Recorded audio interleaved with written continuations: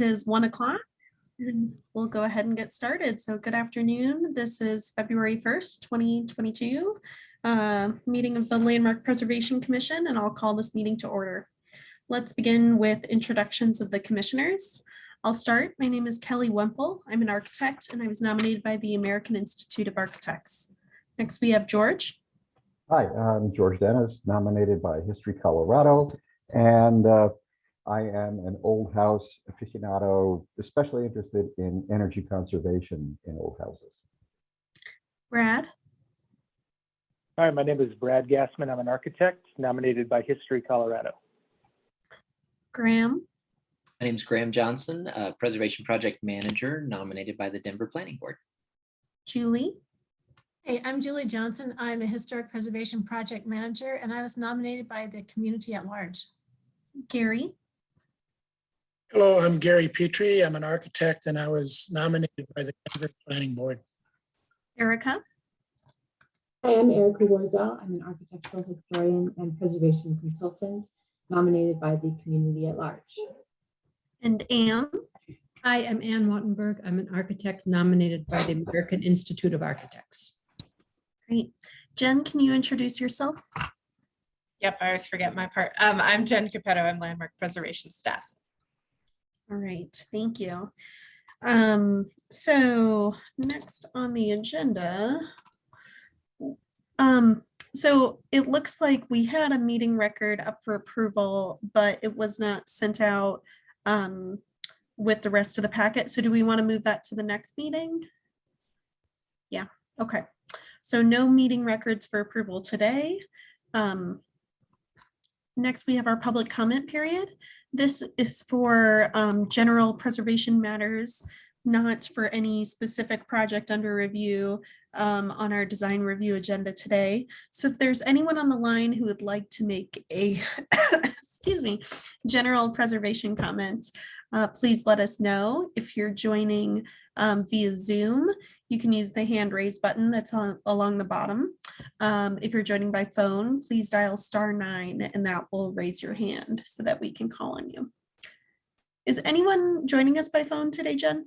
No, we don't have anyone by phone right now. I'll let you know later if someone joins in. And I don't see any hands raised yet. So I'm guessing that is no general public comment. All right, then we'll keep moving. So we have 6 projects on the consent agenda today. They're all from the same applicant. Excuse me, getting over a cold here. But were there any questions from commissioners? Anything that needed to be pulled off consent? And if not, someone would like to make a motion.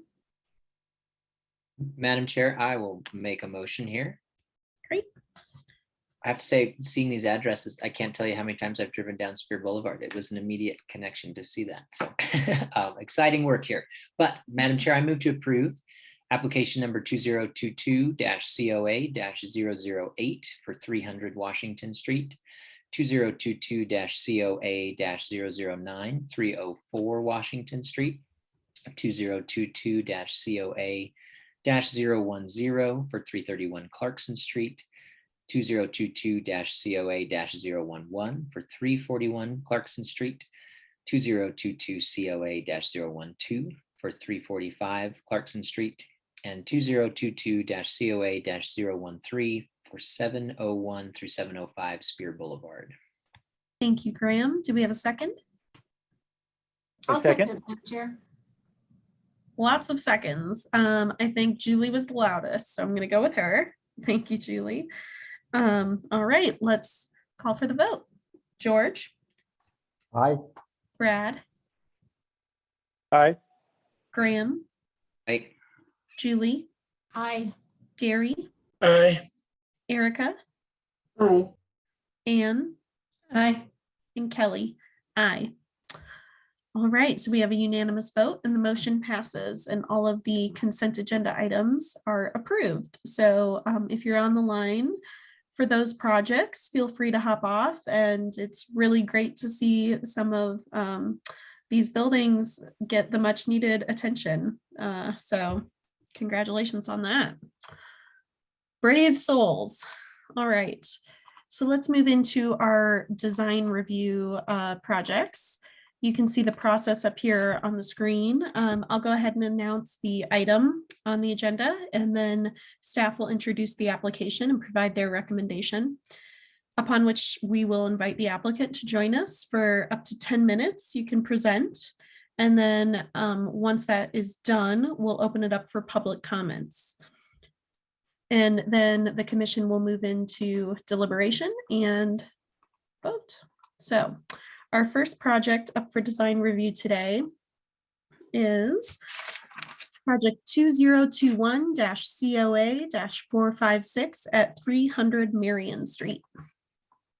So our first project is revisions to an, yeah. Sorry, just as a quick heads up, there is a slight lag between your remote control of this and it moving the slides, just so you're not worried. Okay, cool. So our first project scope of the day is for revisions to an approved project scope in the Country Club Historic District.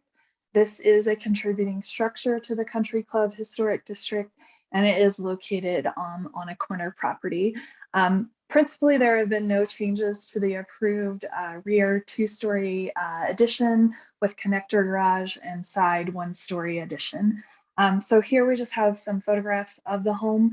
The applicant is principally requesting to replace the non-historic windows in the historic home with new aluminum clad wood windows with simulated divided lights, and also make alterations to the approved windows in the addition to alter those as well to aluminum clad wood windows with simulated divided lights. The previous approval had a mix of double hung and casement windows, and the commission approved the addition windows on the structure to have simulated divided light in the upper sash. During the commission review of the addition on October 19th, the commission stated that they felt that simulated divided lights were appropriate on the addition because they would be differentiated from the windows on the historic structure. In addition to the window alterations, the applicant is also requesting alterations to approved outdoor patio on the south side of the home. The patio will be expanded and also include a new outdoor fireplace and pergola shade structure, but no other changes are proposed at this time.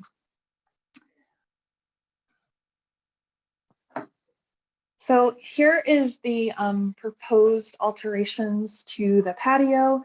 On the left, we have the new proposed patio, and on the right, we have the proposed side patio. So the applicant will be demolishing that large side one-story addition and constructing a much smaller side one-story addition, as well as constructing this new patio. The alterations to the patio are pretty straightforward. The patio has been expanded by 1 foot into the south of the yard. However, it's not significantly changing the placement of the patio in relation to the historic home. So that is the big change to the footprint there. You can see the pergola shade structure in the proposed plan. It will be attached to the new one-story connector addition that will be connecting the new garage with the rear two-story addition. That pergola shade structure will be constructed out of wood and is located at the rear and is subordinate to the historic home as seen in the site plan. So here is the south elevation.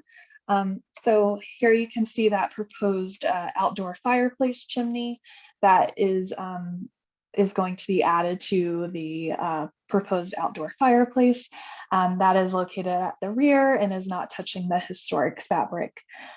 However, most notably, you can see those alterations that are proposed to the windows. So again, on the historic home, all of the existing windows, which are non-historic, will be replaced are proposed to be replaced with a new aluminum clad wood window with simulated divided lights in the upper sash. The applicant is also proposing to remove the north windows and walls in the porch wall, which you can see in this elevation the best. This is a non-historic element, but several homes in Denver do have that kind of window screen system in the north wall for snow conditions. The guidelines do recommend removing non-historic elements from a front porch, so we are supportive of that alteration, but we do have concerns over the proposed window alterations. In addition to the window replacement, with the change in the window, there have been some change in window proportions on the addition. So for example, casement windows that were previously approved for this facade have now become double hung windows, and some windows have been converted into larger openings, principally under that pergola shade structure. That's just going to be a larger window opening there. And then the patio doors are also a bit larger on this elevation. On the north elevation, windows again will be replaced. A existing window opening will be infilled, and again on the addition, windows have been changed to be double hung windows that you can see here in this elevation. And then here you can see where that window wall screen and door will be removed from the porch, and then the porch will also be infilled with brick. There are some egress windows on this elevation that were not previously in the packet. However, we do not have concerns over those egress as they are on the addition and at the rear of the historic structure. So those are appropriate locations for egress windows. Here is the rear elevation. Again, this is mostly the addition that we're looking at here, but you can see that the windows have been modified to be slightly larger, again, double hung windows with that simulated divided light in the upper sash. And this is the front facade of the home. So the applicant, again, is proposing the cottage style window for these openings. Then that replicates more closely the windows that are installed in the front of the home currently, which again are non-historic. They are of a cottage style, so the applicant is intending to replicate that cottage style on the front facade, but it will be a simulated divided light window on that front elevation. The applicant isn't proposing any alterations to the dormer windows, which are original windows on this home and are the only original windows on this home. So that's why they are not clouded in this submittal, but you can just see those proposed alterations. So here are some photographs of the existing windows. You can tell that these are non-historic windows. And then here are the proposed replacement windows. They are aluminum clad wood windows with a simulated divided light with a spacer bar, which is what we require. And then finally, the applicant has provided several similar homes to justify their request for those divided light windows. However, our guidelines do recommend simplicity when replacing historic windows if evidence of the original windows are not present. It also recommends basing replacement windows on sister homes, so the applicant is following that principle. However, staff is concerned that with the windows in the addition and the historic structure being of the same design, there will be no differentiation in the windows, and it will be difficult to tell the two apart. And we feel that it is creating a false sense of history for this home. We weren't able to find any historic evidence of the proposed original windows in this home. Due to the style of the home, it is likely that there was some type of divided light in this home. However, we just do not have historic evidence of that. So staff are recommending denial of this project. The simulated divided light windows on the historic home and addition will create a false sense of history. The historic home windows and addition windows will not be differentiated from one another, which is recommended by our guidelines. and window replacement is not based on historic documentation. The site work we do feel is appropriate and is something we could be administratively reviewed. However, as it's in this application submittal, we're just recommending a whole-scale denial of this application, and then the applicant could submit revisions to staff for review if the commission feels that that recommendation is appropriate. Thank you, Brittany. Are there any questions for staff? No. All right. I actually think I have a question, Kelly.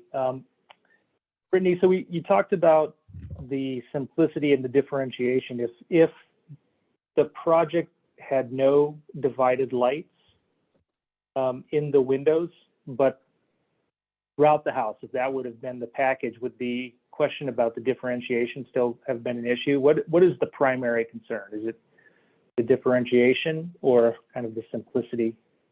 It is both, of the actually. solution? So in the original October 19th review, staff did recommend that the addition windows not have any simulated divided lights, as our guidelines do recommend simplicity over complexity. However, the commission felt differently than staff. They felt that with the historic home having no divided lights, it would clearly differentiate the two. So our concern is a little bit of both, is the differentiation and also creating that false sense of history for the historic structure. If you just look at the examples that the applicant has provided, you can see that there are all types of divided light patterns. So it's not necessarily cut and dry that it would just be a simple square for these windows. It could be a diamond cottage style. It could be any kind of configuration of divided lights. It could be that both the upper and lower sash historically had divided lights. So it's just really, our guidelines do recommend basing it on photographic documentation or adjacent sister houses. We just have some concerns because if you look at these homes, while they are lovely, the home in question is a little bit higher style. So I think for us, it's just a question of what originally would have been in this home. Thank you. Any other questions for staff? No. All right, let's hear from the applicant. I believe you've already been promoted, it looks like. So when you're ready, go ahead and unmute yourself. Please start with your name and address for the record, and you have up to 10 minutes. Thank you. John Mattingly, 517 East Bayard Avenue, Denver 80209. Thanks, Brittany, for all the effort on that, first of all. Very thorough breakdown, and most points I agree. The reason we're pushing on this is that those houses that you see in these images are actually on this block. The one with the diamond pattern is across the street and one house down, and then they all are kind of in a row down that block. And so I could have grabbed a lot more examples of other colonial revival houses in the neighborhood with original divided light, but I can't find any in the neighborhood with original not divided light.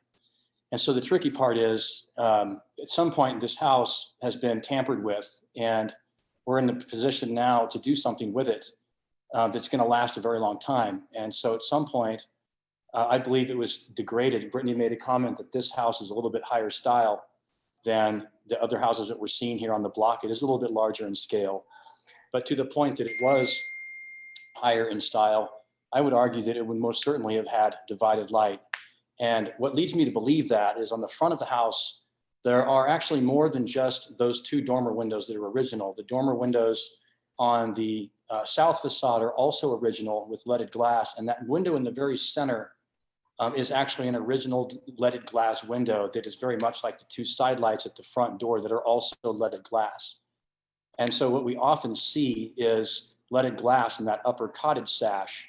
When you see that kind of fenestration on a house like this, when it's that decorated, I guess, with divided light, but we don't know for sure. And so taking a key from what Brittany has suggested, if we're going to try and give it back to some of its higher style restoration and not rob it of what it once was by simply having no divided light, my attack was to keep it simple. And so what I went and looked for was divided light patterns that were similar in scale. And that's what I was finding across the street was the proportion of glass, you know, how many squares there were per sash. And so that's why we actually changed it on the addition, because you'll notice in what I'm proposing, that's the fundamental change up is we have more divided light per sash than what I'd initially proposed. And that's only because that was the patterns that we're seeing on the block and throughout the neighborhood. So the hard part is really where I think Brittany and staff was hung up is that we don't have evidence of what the divided light might have been. It could have been a diamond pattern. I think there's a high chance of that. I personally think it was, you know, leaded glass.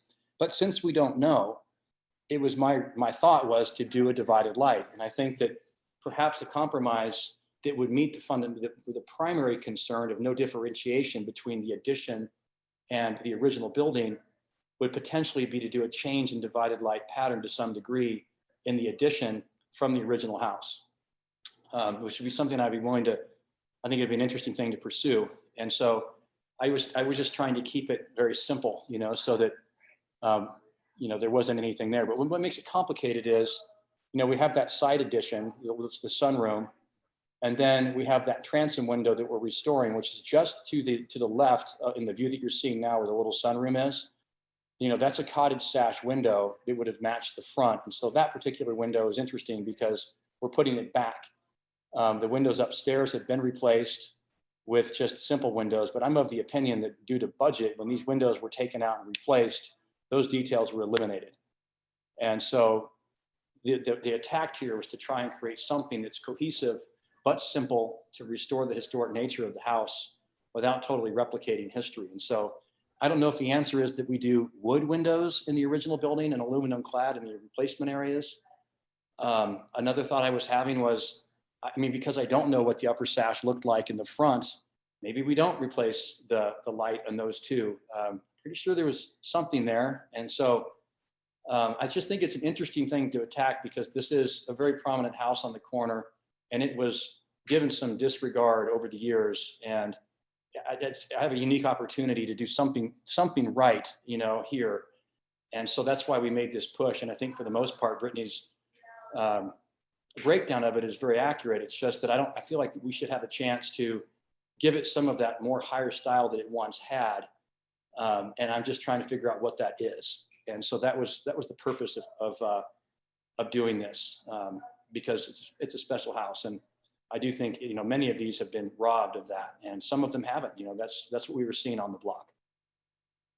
So I guess what I'm suggesting is if it's a differentiation issue, which is the second of the two, then perhaps the play would be a tighter divided light pattern on the original building and a lesser on the back, or the inverse, you know, so that they're not exactly the same. Commonly, we'll see single vertical dividers on a cottage sash like that.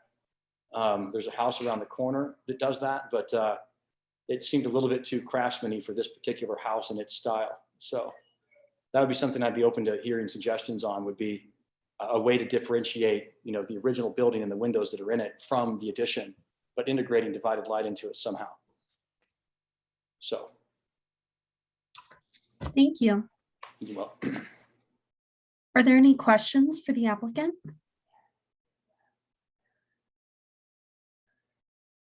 Nope. All right. Thank you so much for your time. Thank you. Are there any public comments for this project? If so, please use the hand raise button at this time. I'm not seeing any hands raised, so no. Okay, then let's move into deliberation unless you had any recap, Brittany. Okay, great. All right, so we've read the staff report, heard from the applicant, and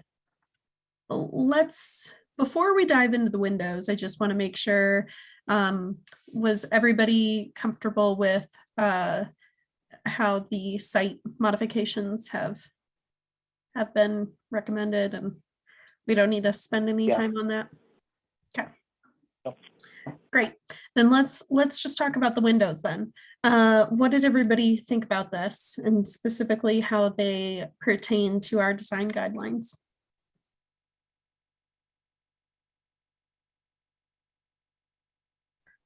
What I heard was Go ahead, George. that there's an absence of historic information.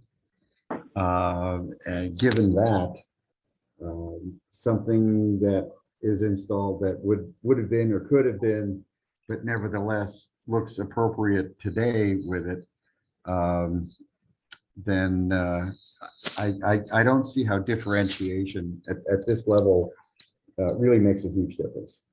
I think it would be, we don't have a historical document to look at, and these look or appear to be a good arrangement, for lack of a better term. And so I don't see a reason to deny that. My only question is that outdoor chimney opening right beneath the window? Like it's actually, it's not up against that facade. It's detached from the facade. It's part of the okay, patio. okay. As long as it's the code distance apart, Yeah, if you look Yeah. at the site plan, you can see, or the floor plan for that level, the first floor. okay. Graham, did you have Yeah. a comment on the windows? Yeah, I guess I had a couple thoughts. And actually, I think it's interesting because the sort of the context of this historic documentation is going to come up on another one of our design reviews here for Merritt Methodist Church in a little bit. But I've been thinking about that because of it. And I think on this one, guideline 3.6 that says design windows, doors, and other features on a new addition to be compatible. I feel like if we were seeing an ADU or anything else where we're also looking at new windows, that we probably wouldn't have an issue with the cottage style or the divided light upper. And I also think that, 220, where it talks about replacing a non-original window, that if we are looking at the context of the block and similar houses, I didn't have a lot of heartburn about reintroducing a simple divided light. I don't disagree with staff. I think if, say this was the governor's mansion, or if this was a landmark building that had a high architectural pedigree with that kind of documentation, we wouldn't want to make that change. But I think something subtle that speaks to the original, nature of the property would be justifiable, in my opinion, based on the way that I read our guidelines. And so, my thought was that perhaps a divided light at the main home, the historic part of the home, and maybe a simpler double hung with a single light at the addition would be that sort of differentiation, which is just a friendly comment or thought. But, I think that in this case, with the context of the block, the country club neighborhood and all of that, I was comfortable with it, at least a hybrid approach, if not allowing it to remain as submitted. But I was curious to hear what other commissioners thought as well. Madam Chair, this is Julie. I actually agree with Graham, and I was looking at 3.6 as well. Specifically where it calls out the original structure and surrounding historic context. And I feel like the applicant did have some examples for us. And I'm comfortable with the way the application is submitted, to be honest with you, but I'd be willing to entertain a hybrid version as well. I agree with both of you, and I'm actually comfortable. I won't repeat what you said, but I'm comfortable with it as it's shown, mainly because I think there's no mistaking that addition as an addition. So I think, having the windows be similar doesn't seem to be a problem to me. I don't think it will create a false sense of history. Yeah, Gary. I'm in agreement, Kelly. Sorry. Go ahead, Brad. Yeah, hear it. No, I'm in agreement with what you said. I think that when I look at guideline 3.6, I think having the using the surrounding context to help determine what is appropriate there, and I think that I don't see a need necessarily for a differentiation between the old and the old building and the new building in terms of the windows. So I'm okay with the application the way it is. I think it meets the guidelines. Thanks, Brad. Gary? I agree. I'm not concerned that even though the divided lights of the upper sash reference to the historical detail. I don't think there'd be any confusion that this was original. So I'm okay with the application as it was submitted. Great. Well, we've heard from most everyone. I see Anne nodding her head. Erica, do you agree?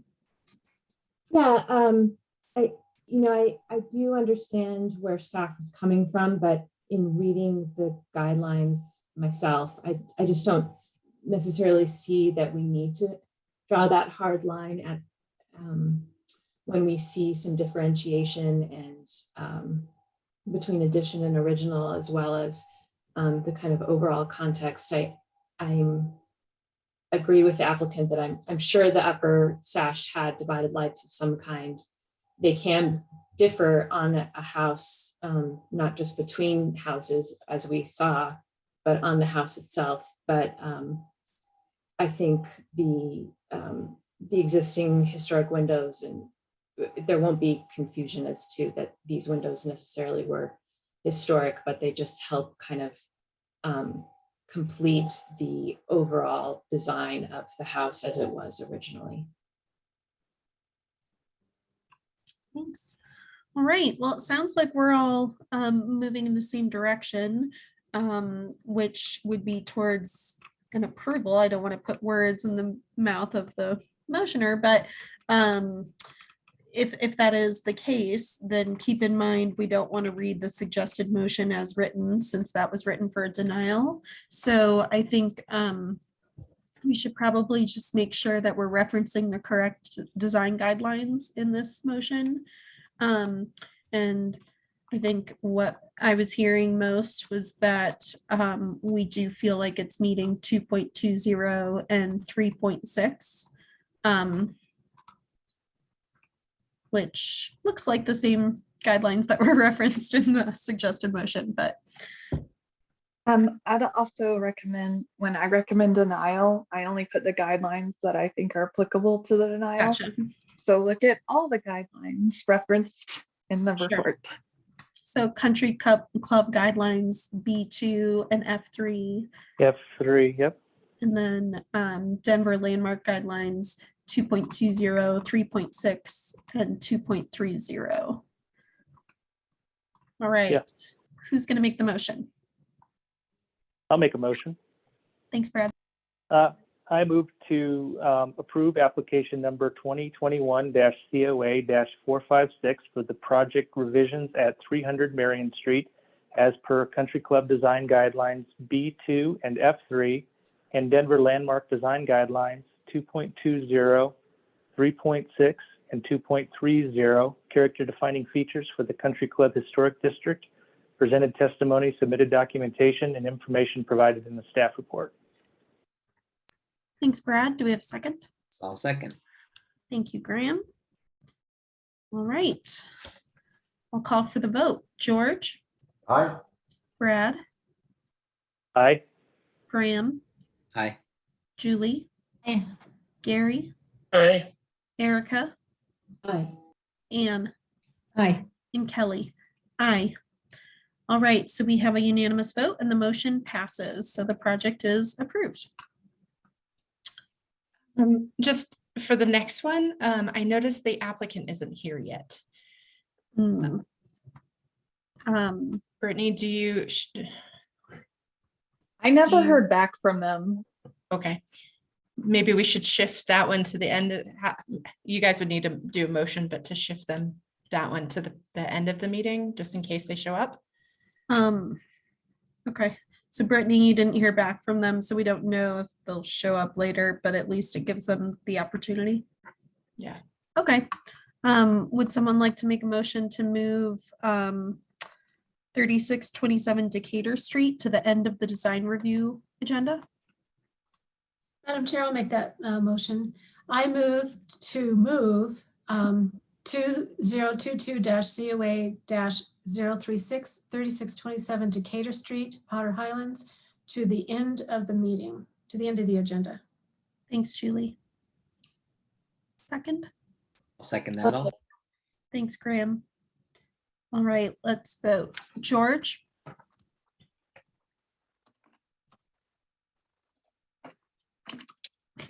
There we go. Aye. great.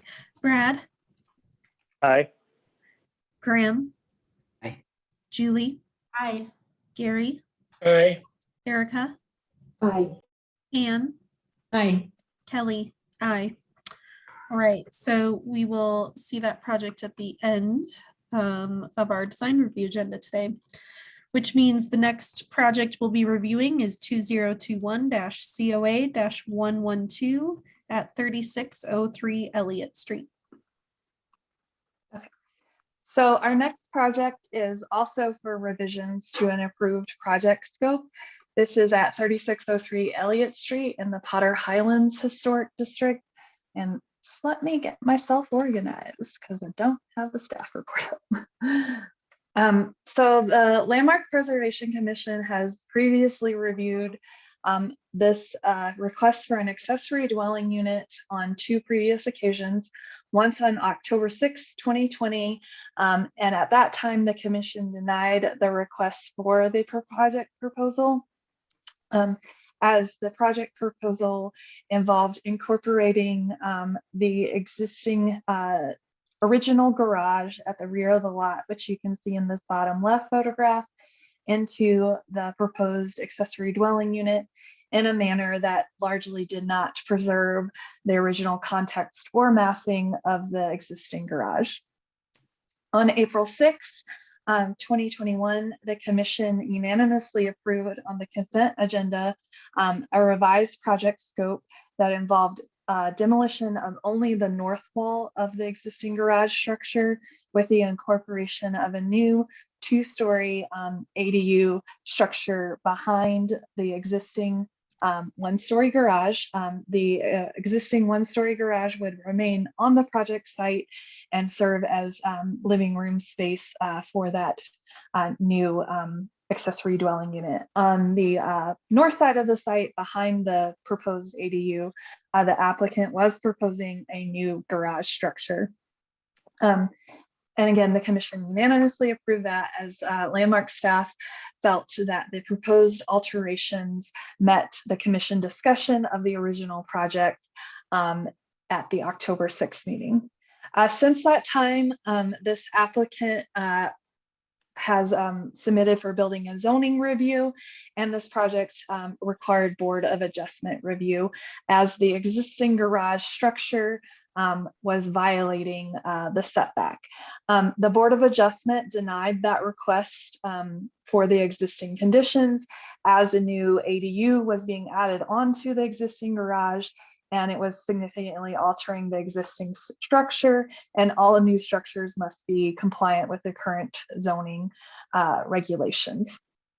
The applicant did request a historic hardship from the Landmark Preservation Commission. However, staff advised the applicant that a historic hardship could not be requested on this structure, as garages are not considered contributing to the Potter Highlands Historic District, and therefore it does not qualify for that historic hardship request. And additionally, this is just not something that we would typically write a historic hardship request for. So the existing structure is a 1.5-story bungalow structure located on a corner in the Potter Highlands Historic District, which you can see here in these images. So to address the Board of Adjustment denial and staff's indication that we would not support a historic hardship variance recommendation to BOA for this project, the applicant has proposed to demolish the existing 1-story garage structure. So here you can see a photograph of that existing garage. Again, garages are not contributing to the Potter Highlands Historic District and may be demolished. From the onset of the submittal of this application, staff has actually recommended that this garage structure be demolished and the ADU structure be constructed on the north side of the lot to remain compatible with the historic primary structure. With the demolition of the existing 1-story garage structure, the applicant is proposing to construct a new 1-story structure forward of that approved 2-story massing for that ADU. So it will serve a similar purpose to what the use of the historic garage was going to, or sorry, original garage was going to be used for, kind of an entry living room space. However, it will be compliant with the Denver zoning code. So on the screen now, you can see the approved site plan and the proposed site plan. So there have been no changes to the 1-story garage on the north side of the site, and no changes to the overall massing of the 2-story portion of the ADU. There have been some minimal changes to some window placement, but we'll look at that in elevation. But you can see that the placement of that original garage structure in the lower corner on the right of the screen, and then that new proposed 1-story massing that will meet setback and code requirements. This new portion will also have a porch facing onto West 36th Avenue. So here is the proposed floor plan. So again, you can see the original garage structure, again, was going to be used for living room space. As that is now going to be demolished, they will be constructing a new 1-story mass forward of the approved 2-story mass that will have a similar function. It's again, living room space, but it will have an entry door off of West 36th Avenue, which you can see in this floor plan here, and a covered porch. So here are the proposed elevations and approved elevations along West 36th Avenue and at the rear. There have been no changes to the rear elevation, so I won't spend a lot of time discussing that, but you can see in the new proposal, the window patterns and proportions on the second floor have remained the same, but on the first floor with that new projecting 1-story mass, you'll have a window openings centered on that mass, or on either side of that massing, and then a entry door on the side with a window opening adjacent to that new porch. Staff are very concerned about this proposed massing, as the revised design demolishes an existing mass and constructs a new mass with a projecting front porch along West 36th Avenue. The porch alters the open space patterns of the Potter Highlands and placement of accessory structures within the Potter Highlands Historic District with this new projecting 1-story mass. Previously, staff were supportive of this configuration because his original historic structure was going to remain intact and it wouldn't really be altering that open space patterns. But now, as this is a totally new massing, it is going to be changing that open space patterns. Within Potter Highlands, only a very small number of secondary structures are located along the street, and they often are set back significantly. Only a few are adjacent to the street. Most are located behind the primary structure or on a carriage lot. So we do have some concerns that that 1-story massing that is new in this project proposal, because it's not original to the site, is significantly changing that pattern, open space pattern. And that is something the commission noted in their first review of the submittal. Here are just the side elevations and also showing the garage. Again, very similar to what the commission reviewed previously for the 2-story massing.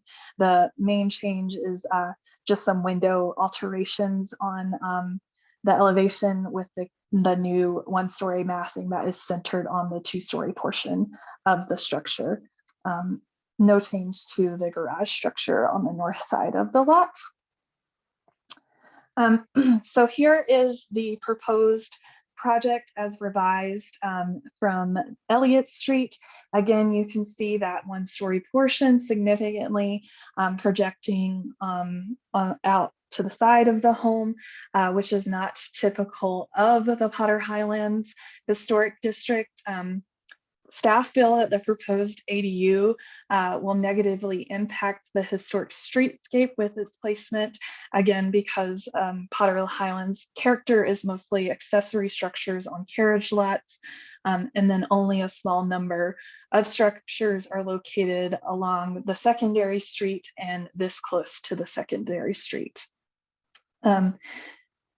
We feel that the proposed ADU will also have a high level of visibility, and that the new one-story street-facing massing does not make the ADU read as subordinate to the historic structure as recommended by our design guidelines. So again, this is the Elliott Street in the revised proposal, and this is the original approved proposal showing the original garage structure, which was still visible from Elliott Street. But again, this was an original structure to the site.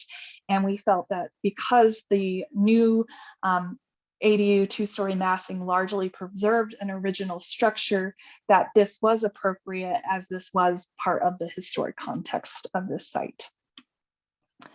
And then here's just some isometrics of the project proposal showing the change in design. So above is the current proposal and below is the approved proposal with that incorporation of the original garage structure.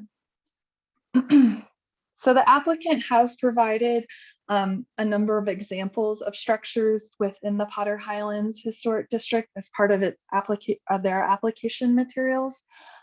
One is 2557 West 33rd Avenue. That is the structure on the left side of your screen. That is a lot with two historic residences on one lot. One fronts onto West 33rd, and then a smaller residence, which is in the bottom, fronts onto Bryant Street. The assessors dates this a lot as 1892, and both of these structures appear on the earliest Sanborns for this neighborhood, which are 1904. The structure in the middle is 2453 West 35th Avenue. It's incorrectly identified in the packet, but it is 2453 West 35th Avenue. This is an addition and accessory structure reviewed by the LPC in 2014. This was prior to our current design guidelines for Denver landmark structures and districts that were adopted in 2016. Following the LPC approval of this project and construction of this project, Landmark staff received several letters in opposition to this project. So this project did directly influence how we developed the design guidelines for Denver landmark structures and districts, as it was a very tangible example we had at the time for how to deal with accessory structures. And then the image on the right is 3457 Bryant Street, also misaddressed in your packet. This is a 25 by 24 footprint ADU, which you can see in the lower image. It does have a shed dormer along West 35th Avenue, and this was reviewed by the Landmark Preservation Commission in 2016. However, the ADU in and of itself is subordinate to the massing of the primary structure in terms of placement on the lot, and does not project forward of that wall plane on the side street. So staff are recommending denial of the proposed project. We feel that the ADU is not subordinate to the primary structure and does not preserve historic structure placement patterns of the Potter Highlands Historic District. And as the existing garage will not be preserved as part of the previously proposed submittal, we feel that the revised project scope should comply with our design standards and guidelines, as the entirety of the project scope at the rear will be new. So we are recommending denial. Thank you, Brittany. Are there any questions for staff?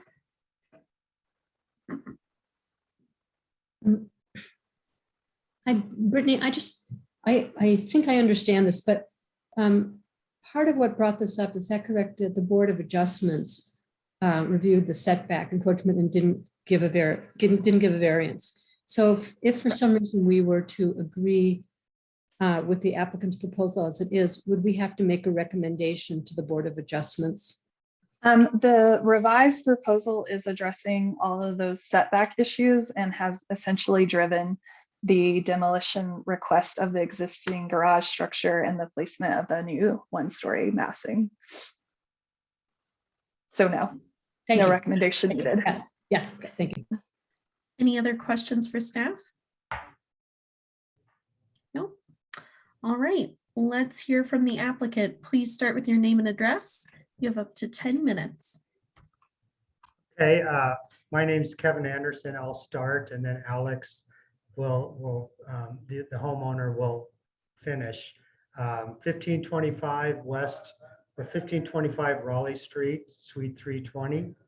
I'd like to thank staff and Landmark Committee for consideration of these minor modifications. I'd like to respond to 4.1, 4.18, and 4.19 of the staff report, which are similar in nature in that they address lot coverage, open space patterns, visibility, historic context, and new structures, subordinate structures.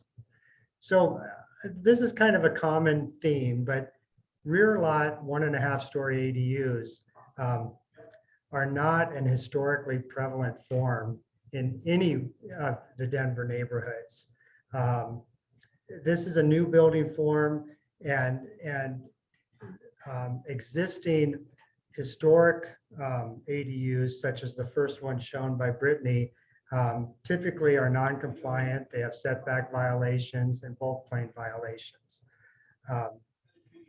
ADUs are new structures allowed by the Denver zoning code, encouraged by city council, and promoted by the community at large to increase density, affordable housing, and provide income opportunities for the homeowners.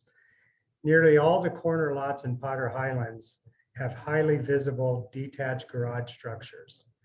Most of these structures are facing the side street, which we're in disagreement with Brittany there, are facing the side street and are accessible from the side street. So you see side street garage doors similar to the one that we're proposing now to tear down. It is simply not possible to hide accessory structures on a corner lot, whether it's a single-story garage or a 1.5 story ADU. The examples that Brittany showed of the 3 ADUs in Potter Highlands, we provided really for visibility only, no comment on, style or look or design. It's really meant to show that you can't have a non-visible ADU on the back of a corner lot, whether it's behind a fence or not. And so, I think the visibility, if 1.5 story ADUs are not allowed on corner lots, then that should be part of the Landmark guidelines. Alex and the design team worked diligently with staff and R&O to design a compatible location for the height of the 1.5 story portion of the ADU. It has not changed from the approved design on 4/7/21. The 1.5 story portion of the ADU is aligned behind the primary residence, 18 feet from the side street property line, 3'4" below the Denver zoning code bulk plane, and only 1'9" above the primary structure of the lot. Unfortunately for this lot, because it is sloped, there's a 3-foot difference from 36th to the north corner. Moving any of these structures north also raise their height. So in summary, we feel that the project maintains its massing, appearance, function of the approved project, which was supported by the R&O staff and LPC. The changes we are making are minor and only in response to the variance denial. Requiring reevaluation, rework, and adherence to changing parameters does not seem warranted or fair to the design team or property owner. we are requesting an approval or approval with a determined condition. And with that, I'll pass it to Alex McCord, the property owner. Thank you.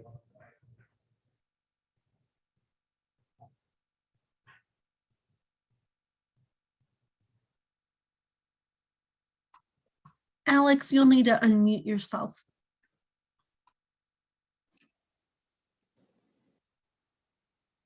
Sorry, you guys able to hear me now? Yes. Okay, great. So hi, everyone. I'm Alex McCord. I'm the homeowner here at 3603 Elliott Street. I certainly appreciate everyone's time today. You know, I did everything I could to save the original garage, and I have to be honest, it's extremely disappointing. You know, the city, the Board of Adjustment wouldn't approve that 2-inch variance, to help me save it. You know, as Kevin pointed out, we worked closely, kind of all along, to address all the concerns from staff and from Landmark, from our first design. We addressed concerns about massing, complexity, height, visibility, to the point where we had full support, with that last design. And it was unanimously approved, and no concerns were expressed to us at that time about placement on the lot or visibility. So I was definitely disappointed, to see staff's recent comments on what I believe are minor revisions. And we're just making these revisions to try to to address that lack of a variance. This week, the bulk of staff's argument is Kevin mentioned, seems to be focused on secondary structures, facing the side street on corner lots, not being common in Potter Highlands. So this week, just walking around within 2 blocks of my home, I identified 14 homes that are all on corner lots that all have garages facing the side street, and they all have alleys behind them. And the older the home was, the closer the garage was to the side street. Some of them right on top of the sidewalk, just like my current garage. So to me, this is a feature of the neighborhood, not a bug. So I'm really struggling to understand, to reconcile the argument, that what we're proposing, doesn't fit the open space pattern. As far as concerns about, subordination of visibility, I know it's been said, we said this from the very beginning, but it bears repeating that on a corner lot, you just can't hide a structure. I mean, right now, you can see my neighbor to the north, you can see his 1-story garage from a block and a half away as you come up Elliott Street. It's just, the nature of being on a corner lot. And so if we did try and push that ADU north on the lot, as Kevin mentioned, my lot is sloping, so it would become more visible from the front, and it would become taller because of that slope. And I just don't understand how that would alleviate concerns about visibility and subordination. And finally, we're dealing with kind of a unique alley situation here. It's not an alley, it's an easement. It just runs 2 houses in and it dead ends at the 3rd house. It's not paved, it's not maintained by the city, there's little light back there. And, unfortunately, being so close to federal, there is some homeless activity that's occurred back there. So there are some safety concerns here. And I think having the ADU, open onto the side street helps address this. The example that we provided at 33rd and Bryant, that Brittany, mentioned is dated at least to 1904. I think this is a great example of a historical structure with the same orientation that we're proposing. And to me, that is the historic context of the neighborhood. And I think our design is aesthetically pleasing. I think it would be a great addition to this neighborhood. And what we're proposing now, if you've been watching the drawings that they've been put up on the screen, I mean, it's almost identical, to what's already been approved. So certainly hope that you'll take all these factors, into consideration, as you make your decision. And I'm certainly happy to answer any questions that you have. And thank you again for your time. Do appreciate it. All right, thank you. Are there any questions for the applicants? From commissioners? All right, doesn't appear so. Thank you both for your time. Thank you. And at this time, if there's anyone joining us from the public who would like to make a comment on this project, please use the hand raise button. has his hand raised. So let me, all right, allow you to unmute yourself. So you'll need to unmute, provide your name and your address for the record. You have up to 2 minutes. Yeah, can you hear me now? Yeah. Perfect. Yeah, my name is Joe Carpenter. Excuse me. My address is 2856 West 36th Avenue. So basically kitty corner of the applicant's property. I first thank you for letting me have a 2 minutes to speak in support of this project, really. I live very close. I can see the applicant's property right across the street, drive by it probably more often than not. And looking, I was surprised when I first got the original notification that, you know, he was going to build and move forward with this project, not knowing anything. I was very concerned about the style, form, etc. But in looking at the design, I think it's very well architected. I think it fits in with the neighborhood very well. I think that both the applicant and the architect did a good job, very good job, at making the new structure look like the existing structure, and I think it blends in very well. Given the lot that we have to work with, I think they've done a very good job at placing it and not making a monolithic structure or something akin to what you had seen on that one proposal that was shown in 2014. That is a bit of a head scratcher, how that one got through at the time, but I understand that the rules were different. The garage facing, that's fairly common. I'm glad that they kind of stepped that up instead of trying to put the whole mass directly on 36, but left the same form, basically tearing down the garage, but then reforming it more or less the same dimensions. So I think it'll be a great addition to the neighborhood while solving many, many problems, adding the density that the city wants, adding, you know, more residential. Thank you. Your time is up. Thanks for your comment.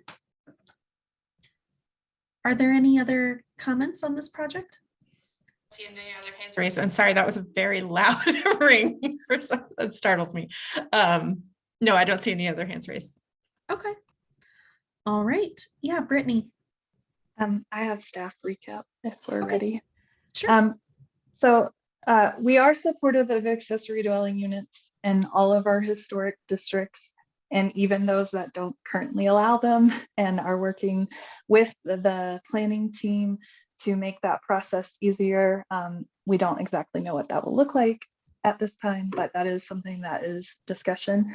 1.5 accessory dwelling units are allowed in this district and are even in fact encouraged. As I stated previously, staff from the onset has encouraged the placement of that massing on the north side of the lot to mitigate impacts to the surrounding historic context. Additionally, the commission has reviewed several requests for accessory structures in Potter Highlands to front onto primary and secondary streets within this district. In 2015, staff actually did a study of accessory structures in this district and found that approximately 11% do not conform to the normal pattern, which is facing onto the alley. That is considered the normal pattern within Potter Highlands. And approximately 21% have separate non-alley access, which essentially just means that they have paved and expanded the existing alley entrance to allow access from the alley. But there are some historic structures that definitely do have frontage onto the secondary streets. This being one of them, there's an original structure that has frontage onto the street. But generally speaking, the commission has denied their request for new structures to expand curb cuts and have frontage onto secondary streets for garage structures. Again, that's garage structures, but we have studied this previously for this neighborhood, as this is a common issue that pops up. Thanks, Brittany, for clarifying that. That's helpful. All right, let's move into deliberation. So what did everybody think about this project or the revised proposal?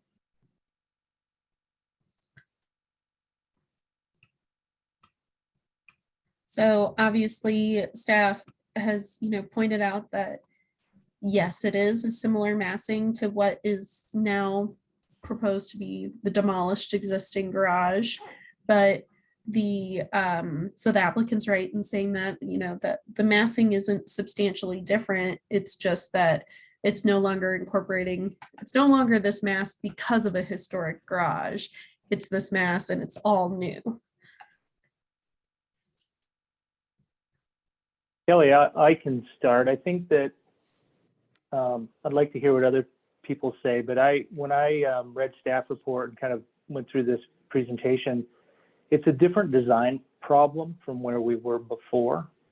And when I look at it in that lens and I go back to, I was looking at guideline 4.19, the structure and the compatibility with the primary structure, I don't see that. So previously that existing garage was kind of the uniter between the primary structure and this new element. So it was kind of keeping a historic pattern in place, but now that is being removed, and it really was just an element that was just kind of added on there. To me, that's what the design issue is, right? So the design issue changed.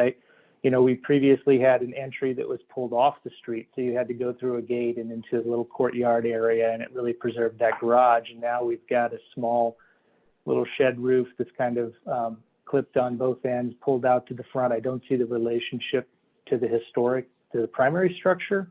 So that's my big concern with it. It just seems like there was a reaction as opposed to a restudying and look at how you can follow the guidelines with some new parameters. And maybe this is,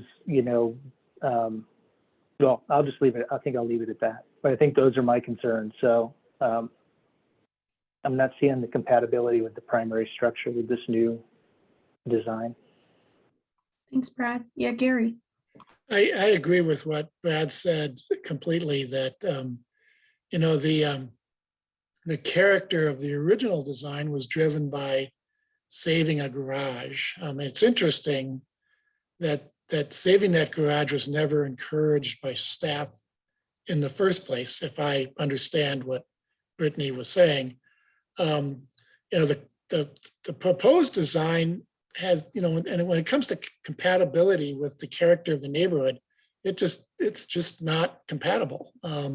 It's unlike any kind of structure in the area because of the flat roofs. It almost looks like a railroad structure than it does a residence. So I agree with staff's recommendation for denial that, once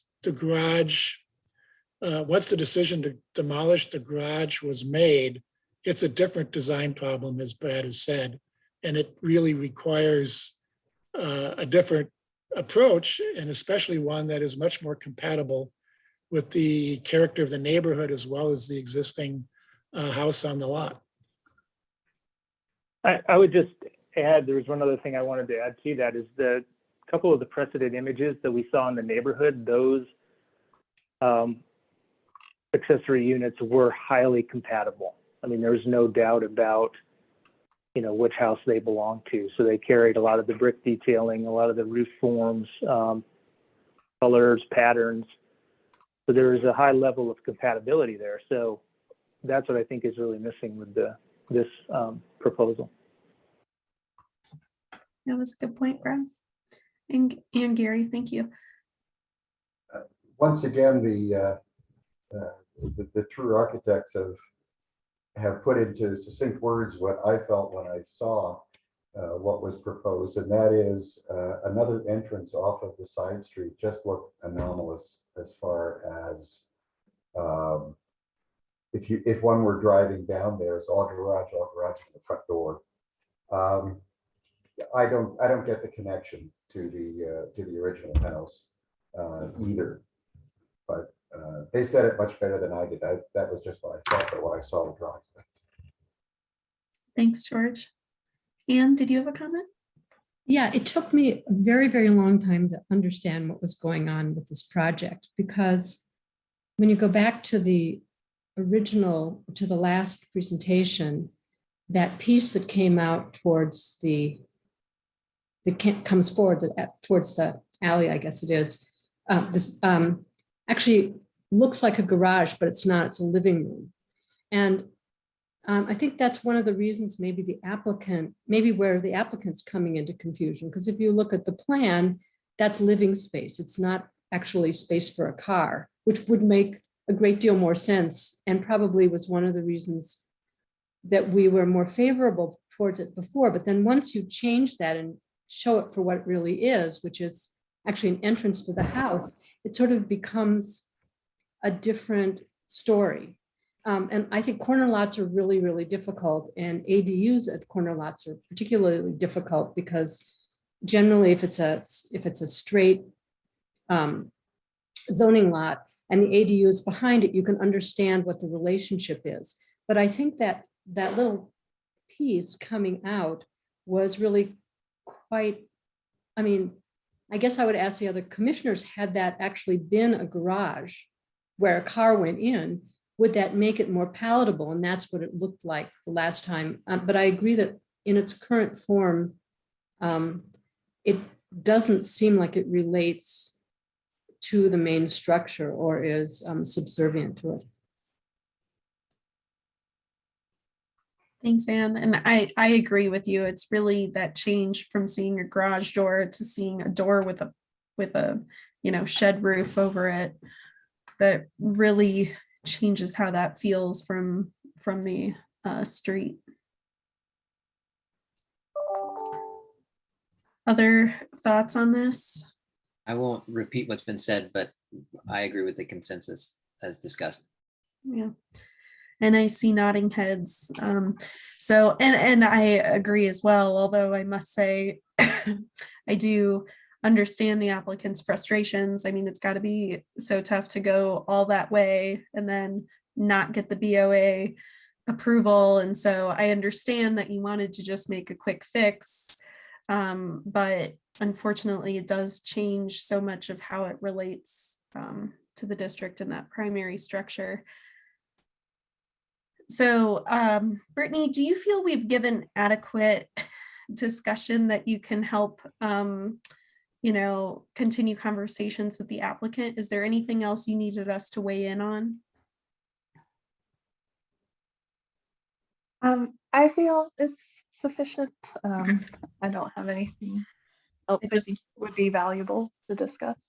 I just want to make sure that that's all clear so that, you guys can move forward and find a better solution. Yeah, Gary. Well, I don't think, because we didn't talk about it. We talked about lack of compatibility. But I think what is primary to that lack of compatibility is the building massing, where you have a 2-story section with a hip roof. And on either side, you have a 1-story section with a flat roof. And I think it's the roofscapes particularly that make this overall massing non-compatible. I think, the previous approval was based on, as has been said, the fact that an existing structure was being saved. But, because that was never really a recommendation from staff to begin with, I think I think you really need to look at this as a different design problem, and it requires a different and much more compatible approach. And the way the roofs are designed in the next application is going to be critical as to how compatible the building is. Yeah, thanks, Gary. I think that's a good point. I mean, I think there's many ways that they could go about improving this. I mean, oftentimes what we see, I think what's unique about this application that's very different than what we typically see is normally the garage and the ADU are one and the same and not 2 different buildings on the site. I wonder, and to Brittany's point, we are very much encouraging of ADUs and increased density in our historic districts, but one of the benefits of having that be one structure that combines both is maybe you could locate both further to the north and not have it so close to the street, which is one of the, issues.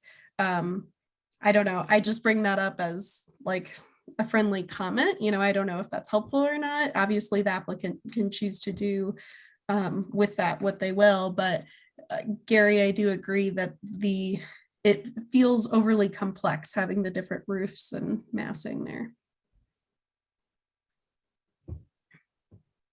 All right, if there's no further comments, would someone like to make a motion? I can make a motion. Is it Thanks. me? Go ahead. Yeah, go ahead, Erica. Okay. I move to deny revised application number 2020-COA-112 for the new accessory dwelling unit and one-story detached garage at 3603 Elliott Street, as per design guidelines 4.1, 4.18, 4.19, character defining features for the Potter Highlands Historic District, presented testimony, submitted documentation, and information provided in the staff report. Thanks, Erica. I second. Thank you, Brad. All right, let's vote. Excuse me. George, Aye. Brad, Aye. Graham, Aye. Julie, Aye. Gary, Aye. Erica, Aye. Anne, Aye. Kelly, aye. All right, we have a unanimous vote, so the motion passes and the project is denied.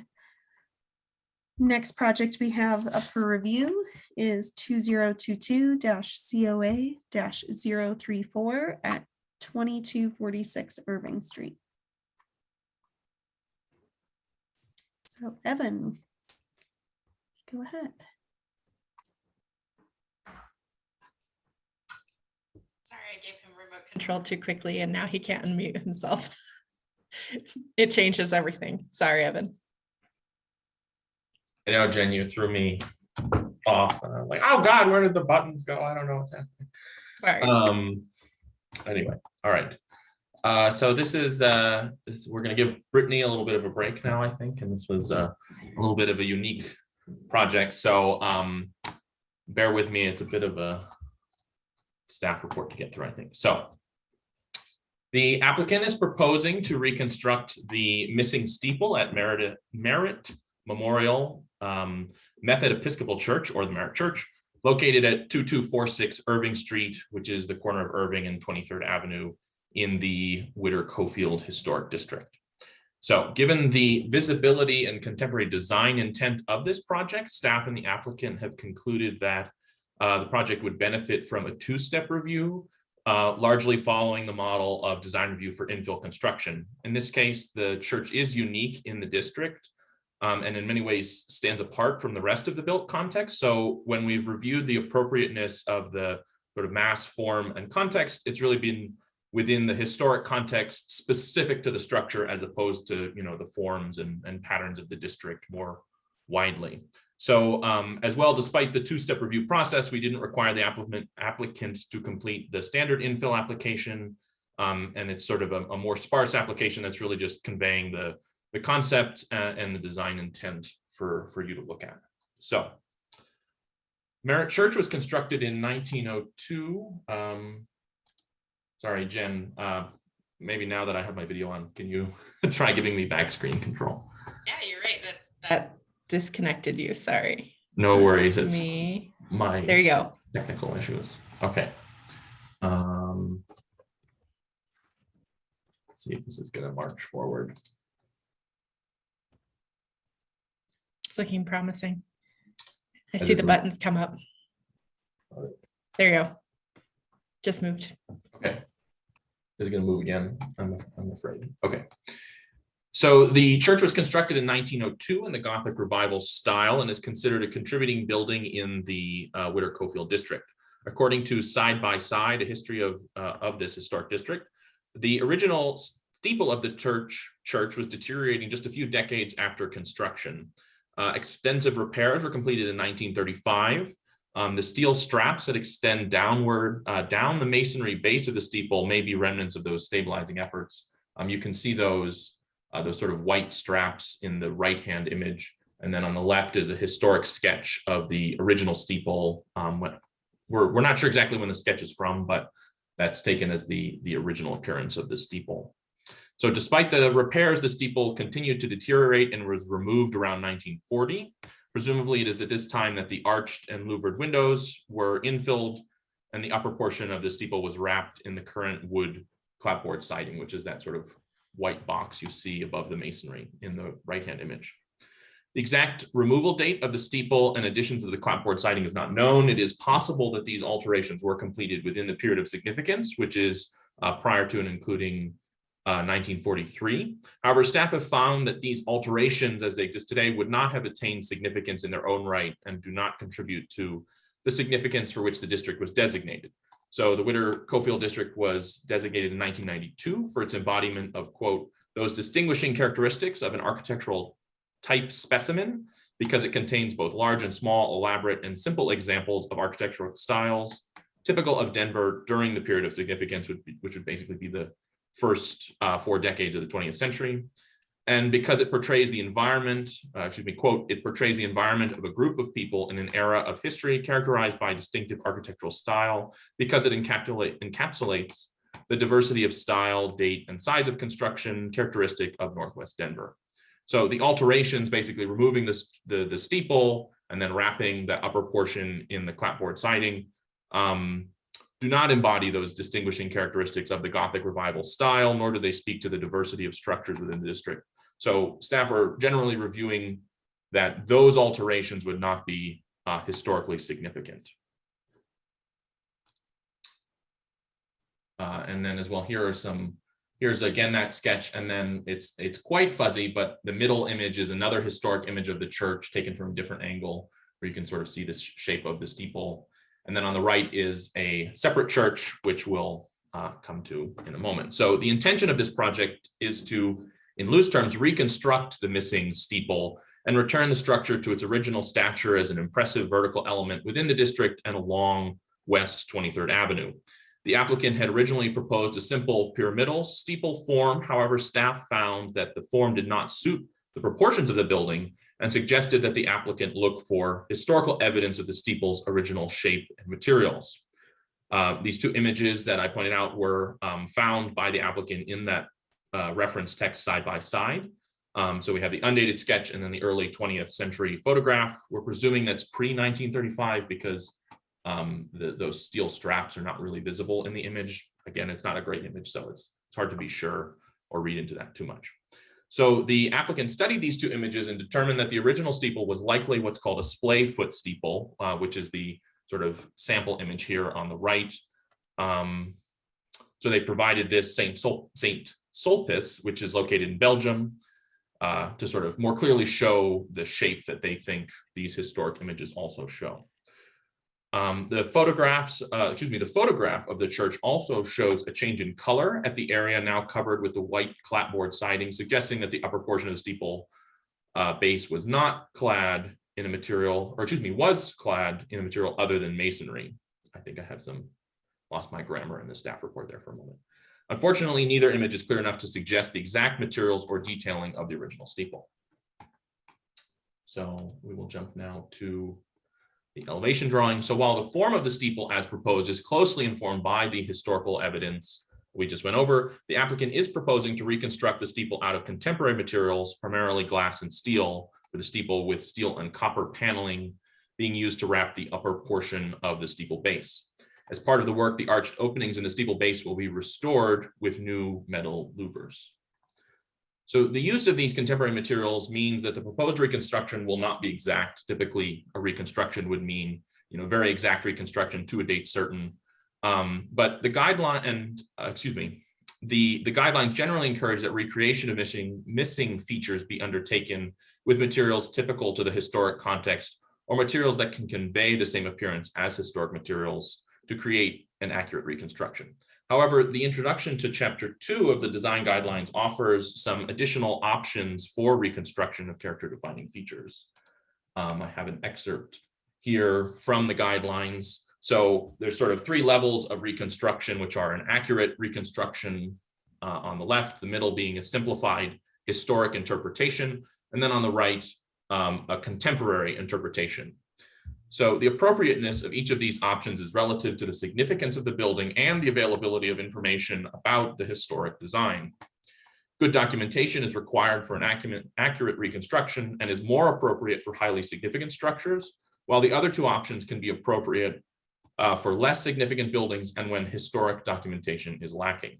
So in the case of this church, the structure is only a contributing building in the district and does not have a special significance called out in the district designation application. As well, there is only limited evidence about the detailing and materiality of the original steeple. And so page 23 of the design guidelines, which is what's excerpted here, says of contemporary interpretation, the treatment may also be appropriate where substantial alterations or a lack of information about the historic design make other options difficult. So the original form of the steeple seems reasonably sure based on the historic images, but the size and exact proportions of the steeple are difficult to determine without measured drawings or clearer documentation. As well, removal of the steeple in the 1940s constitutes a substantial alteration to the structure. Staff have therefore found that the contemporary interpretation of the feature would be an appropriate approach. So, I'll stick on that other image of the proposed image on the right. So the use of contemporary design for the steeple in this case is also supported and by the Secretary of the Interior standards for rehabilitation. Standard 3 states that each property shall be recognized as a physical record of its time, place, and use. And changes that create a false sense of historical development, such as adding conjectural features or elements from other historical properties, shall not be undertaken. In this case, the use of contemporary interpretation allows the structure to remain a physical record of its time, place, and use. A steeple that is clearly not historic pays homage to the loss of the original steeple at an earlier point, while also avoiding any false sense of history given the lack of clear, sort of documentation about the original steeple. So the limited knowledge that we have means that any choices in cladding and detail would need to be conjectural, which is not supported by standard 3. So the contemporary interpretation of the historical form of the steeple allows for balance to be struck between reconstructing this character-defining feature of the building in a way that reinstates the overall form and feeling of the building as a prominent civic and institutional building in the district, while allowing the structure to remain a physical record of its alterations over time and avoiding a false sense of history. For these reasons, staff are recommending approval of a phase 1 mass form and context application for reconstruction of the missing steeple at 2246 Irving Street. I also want to reiterate that, as we stated earlier, we're putting this through the 2-step process, mostly given the high visibility and the sort of unique design that's being used. So this is just really meant as a phase 1 review, which the applicant has opted to go through, wanting to get some feedback on the design before going, the full length of getting construction documents completed and all that. So just want to give the reassurance that, even if this phase 1 is approved, it will come back to the commission for a design detail with a full set of construction documents. And just for reference, these were included in the package, but we have some images of sort of, where they were drawing inspiration for the design of the steeple to give you a sense of, I think, what you can expect in a phase 2 package. And then as well, a little mock-up of a nighttime image. So I think that's all I have. Happy to answer any questions. Great. Yeah, Erica. Evan, maybe this is for phase 2, but I don't believe you've discussed their proposed new doors at the base of the tower. Is that correct, that you were thinking kind of material change or materials and that would be phase 2 discussion, or was it an oversight? I think I was more as you said at the beginning, that's more something that can be fleshed out with details in the phase 2, because at this point they didn't really provide specific information about the doors. I mean, certainly if you have comments or concerns about that, my understanding is the existing doors are not historic other than the decorative transom window. But yeah, so that'll come up for sure in a phase 2. Okay, great, thank you. Any other questions for Evan? No. All right, let's hear from the applicants.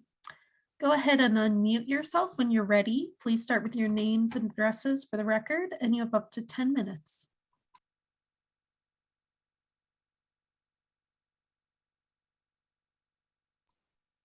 We can't hear you, so if you could try to unmute. This is Nick Antonopoulos. We're actually expecting Lance Nading to introduce the project, and then I'm going to chime in. There. So, oh, there he is. Thank you. I figured it out. Thank you so much. Yeah, so again, thank you, Evan, for that very clear explanation of what we're hoping to do. And Evan and Brittany both, thank you for all the collaboration and input and discussion on this project. You know, in the end, I want to express the fact that it's you know, that it is a collaboration, and that my hope is that we achieve some or all of the goals that we and our team has for a vision for the property. But you know, in the end, I just want it to be as great as it can be and be in alignment with other great projects in Denver. But in order to breathe, I feel like personally, in order to breathe new life into the property in a meaningful way that allows it to exist for another 100+ years and be a valuable and viable part of the community, both architecturally, aesthetically in every way, and then functionally in every way. It's an example of a beautiful historic building that's tired and is you know, much needed rehabilitation, which we provided it with regard specifically to tuck pointing and you know, just very basic drainage issues, all the things you can imagine that a 120-year-old building would be experiencing. So the idea of not returning the steeple to its original exact form was debated at length, and I feel like the new elements that are brought into the fold with the glass and the steel and the slight illumination in the evenings will allow for a complementing of the existing structure in a way that's not competing, but in a way that's clearly wasn't part of the 1902 plan.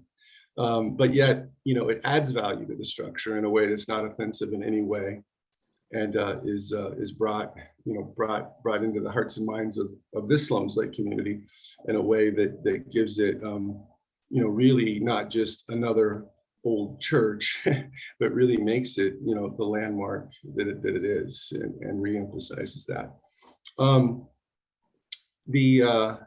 The doors, I do want to comment on the doors. We felt like that there had to be some sort of symbiotic relationship between the steeple and the front entryway, given the location of each element to each other.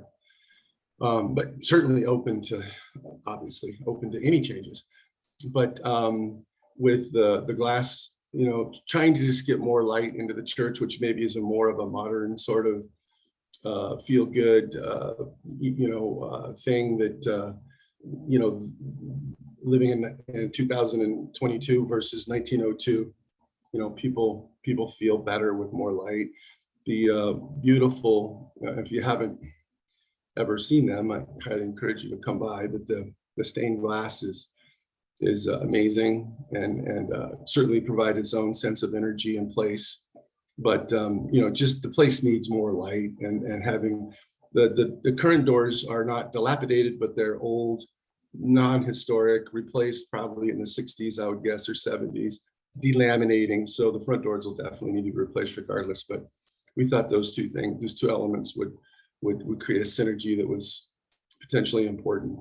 But maintaining the lines of the church, and actually, that's not something that we were thinking of or putting forth and proposing.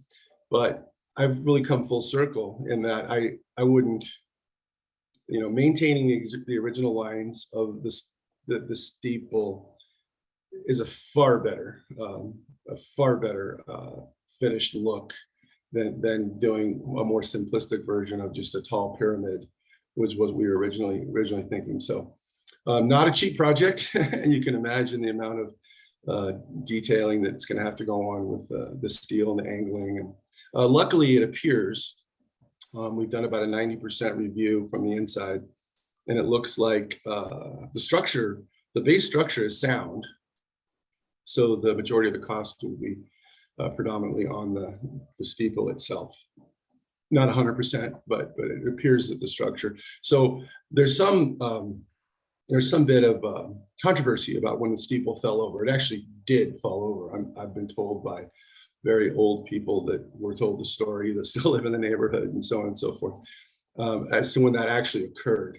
But my understanding is exactly the same, that in 1940 is when that very unbelievably offensive lap sighting took over what was an amazing original steeple. So anyway, that concludes my input.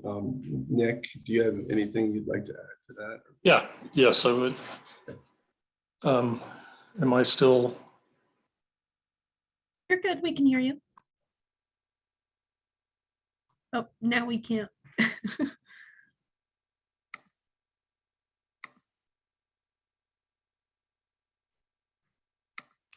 we can't hear you at all. You've muted yourself.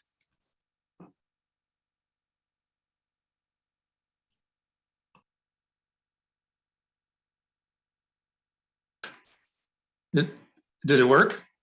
Yep. Now we Hello? can. Okay, back to. I just like to add that in a very real sense, we've brought the steeple back to life by bringing it up to date and by using new materials that are consistent with the adaptive reuse of the building as it is now. And as a result, we've made it relevant once again. So our interpretation of the steeple remains as true as possible to the presumed geometry and scale of the original, despite the lack of documentation. But I think it's going to be a huge enhancement to not only the building, but to the neighborhood. Thank you. Thank you both for your time. Are there any questions, commissioners, that you have for the applicant? The only thing that we didn't get were their addresses, full names and addresses. So, okay. Nick Antonopoulos, Praxis Design, 937 Jersey Street, Denver. Thank you. Thank you. I'm 1315 Cherryville Road. Sorry, Lance Nading, 1315 Cherryville, one word, Cherryville Road, Greenwood Village, 80121. Thank you. Needed it for the record, so thank you. Thank you. Commissioners, any questions for the applicants? I have one question. You know, and you may have said this and I may have missed it, but is the top of the steeple set at 147? Are there height limitations that you have to deal with? Are there any sort of zoning regulations that you're trying to make this fit within, or do you have some freedom there to interpret the steeple? Yeah, I can answer that. Any way you wish. Yeah, go ahead. I'm sorry. Yeah, the steeple rises about 12 feet beyond the normal 35-foot height limitation in this area. But since it is a steeple and it apparently can project beyond that original limitation by virtue of what it is. Okay, thank you. Anne, did you have a question? Yes. Can you talk a little bit about your thinking behind leaving the straps? Yeah, the straps actually do perform a structural function. And we I suppose we could try to remove them, but we're not absolutely sure what might happen. They do brace the brick that is there right now. So that's I think a question for our structural engineer, but at the moment we tried to incorporate them into the design. and I guess I'll just ask another question. That makes sense. Presumably, when you take the facing off the existing siding, and I have no idea what's behind it, you'll see what the horizontal is made of. That was also a strap, is that correct? There's a horizontal band that's part of the strapping structure? I'm not sure. Okay. But we're creating a transition there and incorporating the straps into that horizontal element in order to transition from the brick, which does end exactly where the new material begins. And that material, I think, some kind of reveal or I don't want to say a cornice element because I think it needs to be more or less flush with the facade, but that horizontal treatment there makes a good transition. No, I understand that. I guess what I was getting at is once you see that horizontal, you'll have maybe a little bit better idea of what how the vertical is attached or what its importance is.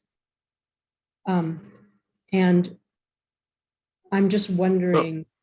Yeah, it's wood structure behind the cladding that's there today.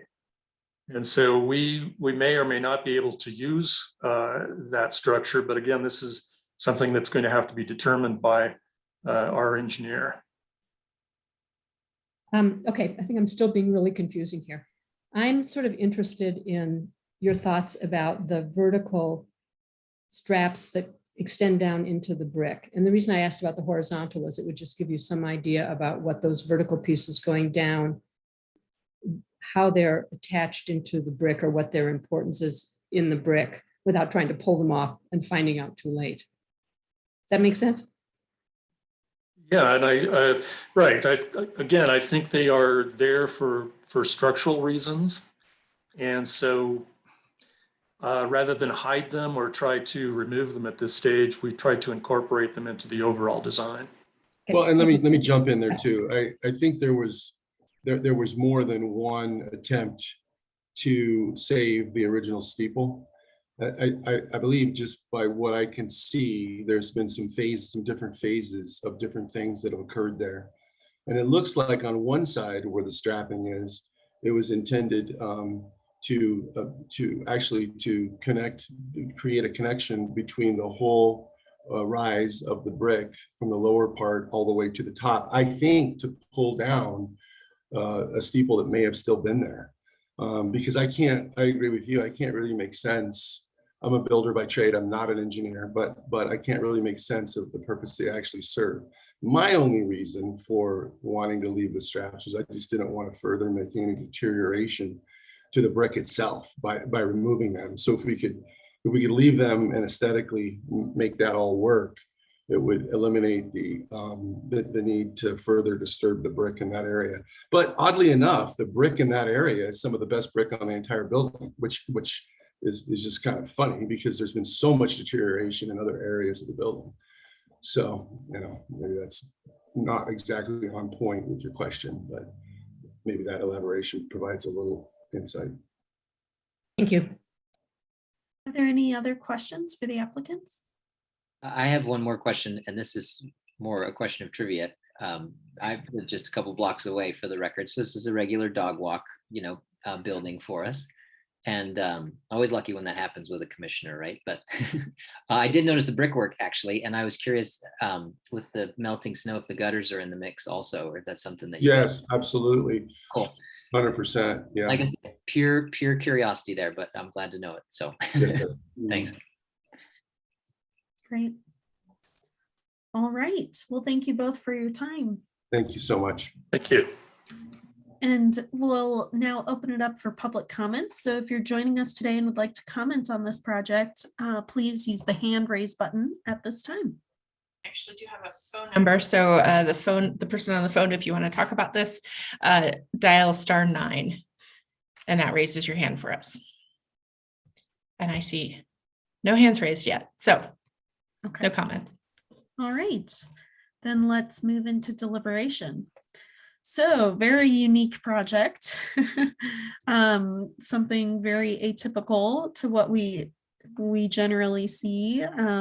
What did everybody think? This contemporary interpretation?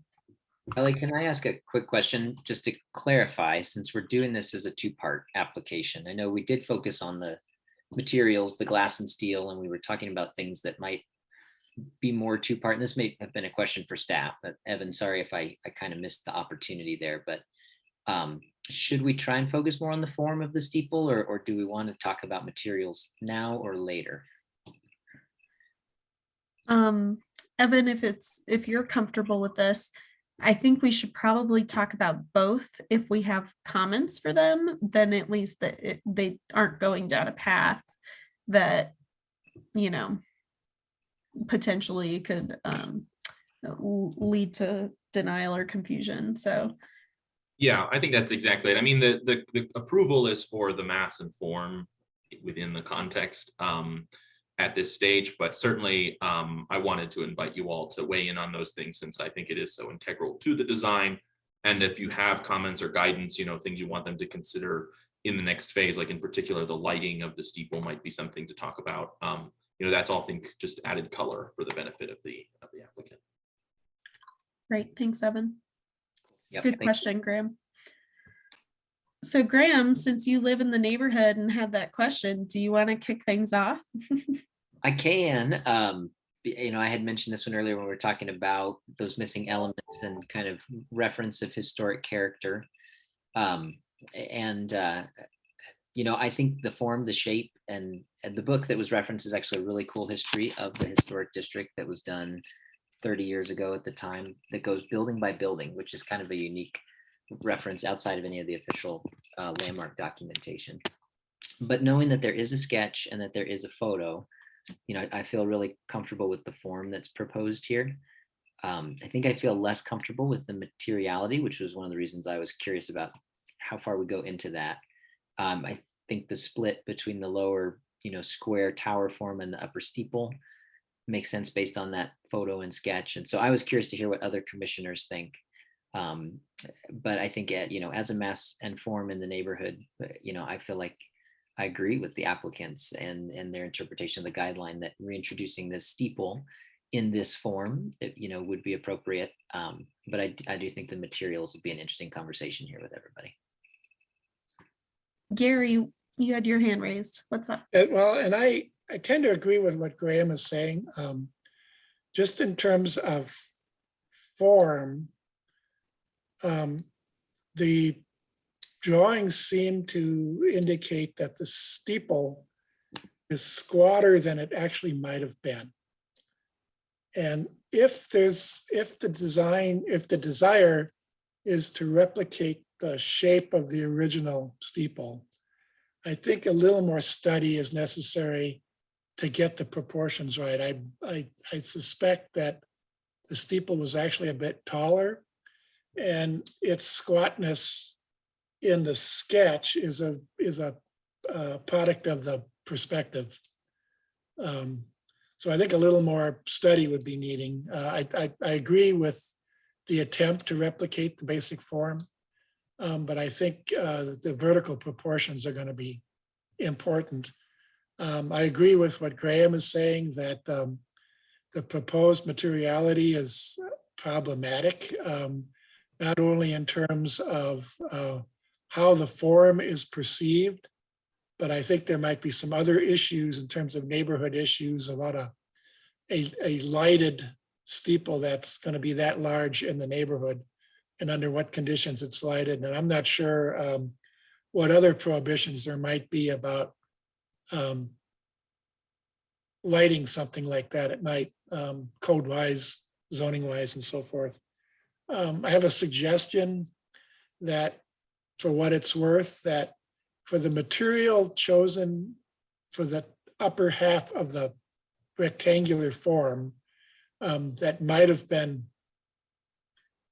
wood shingles originally, but whether it is, I would disagree with it being flush with the masonry.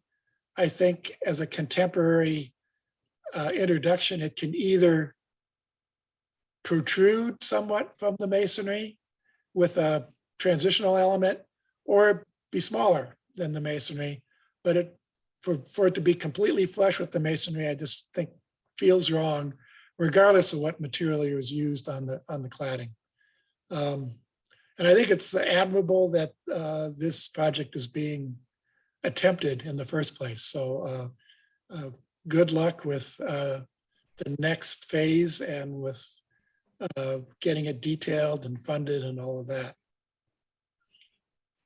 Yeah, Erica. So I agreed with a lot of what Gary said. As far as if I wonder if we could go back to the sketch of the tower. Yeah, thank you. So the image on the left, I think this might speak somewhat to what Gary's talking about as far as proportion and how vertical it is.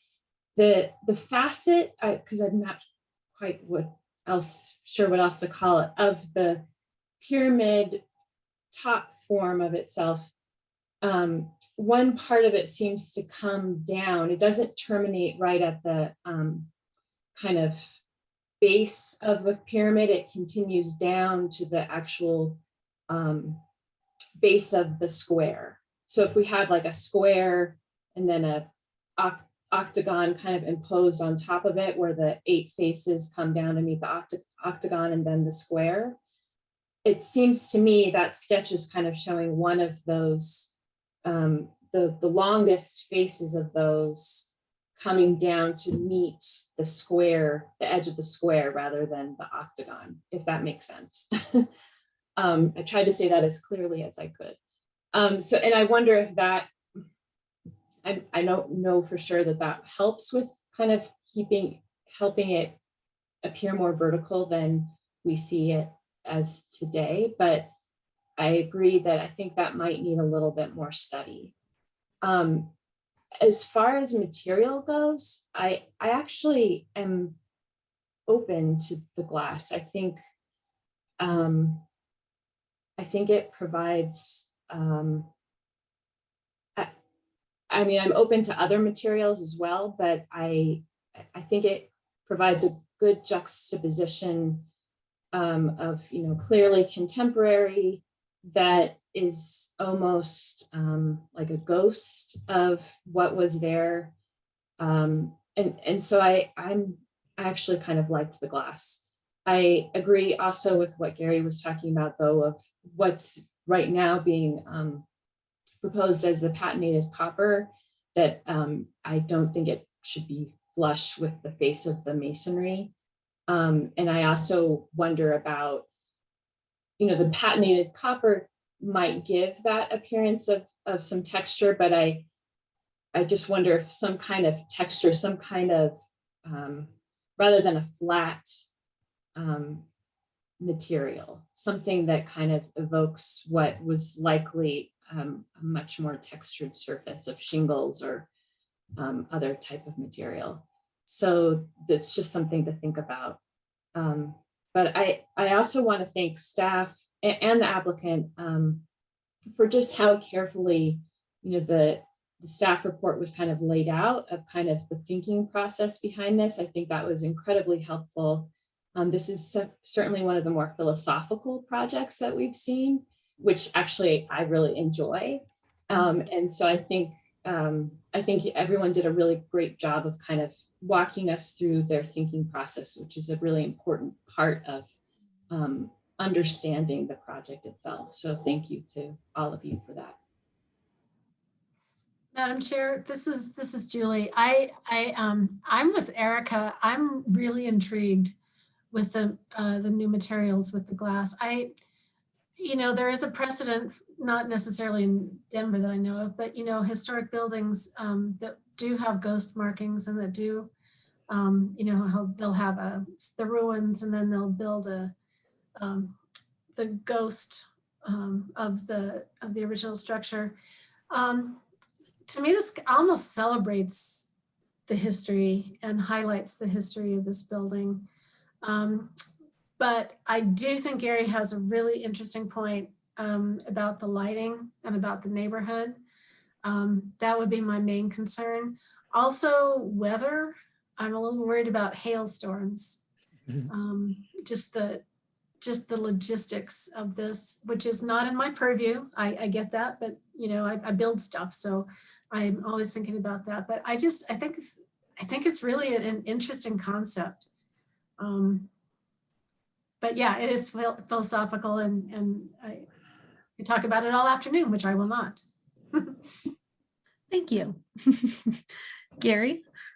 I just wanted to maybe clarify.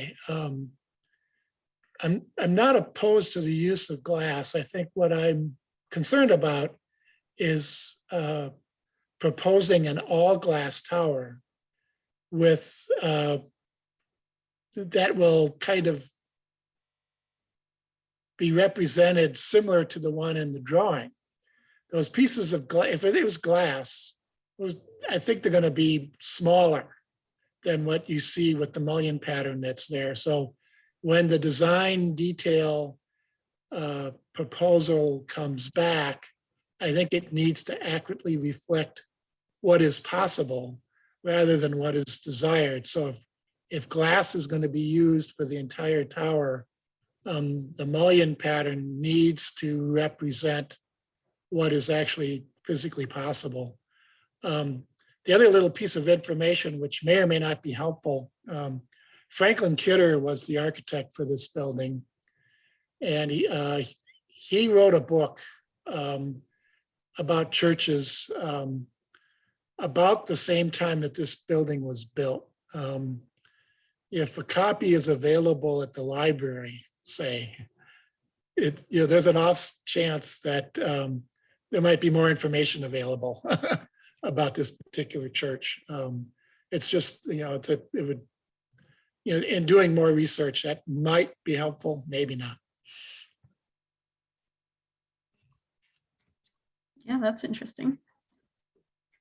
Yeah, George. I love it in short terms. First of all, I think it does not attempt to recreate a false history, but it does connect a historic building with contemporary view. But there is also the whole overarching argument that this is a house of worship. And even if it's repurposed for something else later, the glass and hopefully the lighting, but that can be a trade-off, I suppose, is all a wonderful idea. I really like how this captures what it was, what it is now, and hopefully it'll last for another 100 years. And who knows what they're going to find behind the clapboard there.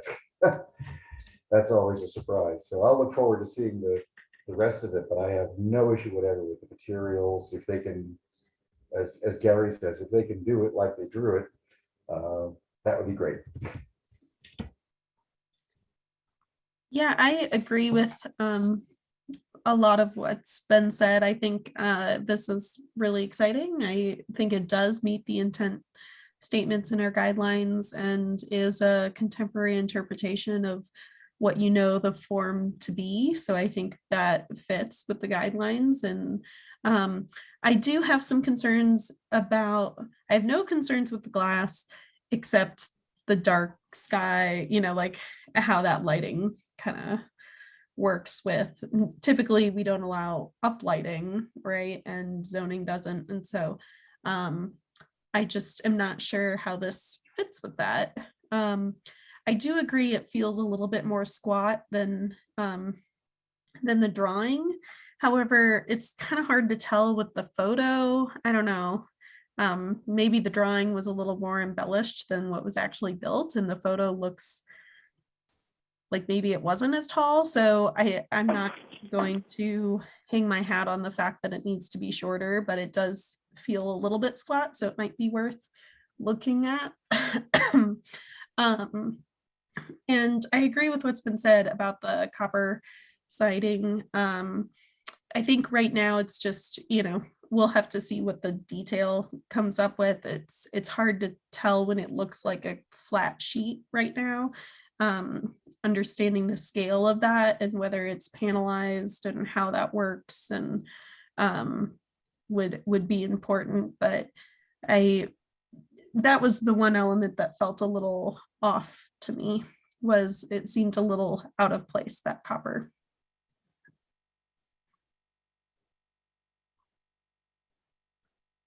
I think I'm the only one that hasn't said anything so far, but I really like the direction of this. I think that the squatness of the tower, I think maybe there's another way to look at it too, is from a materiality standpoint, I think the precedent imagery, the glass wants to soar a little bit and feel lighter. So when the presentation started, it really, we talked a lot about kind of an interpretation. I don't think we should follow. I think that the basic form is something great to follow, but I think that proportionately you have to look at it in terms of the material you're trying to use as well.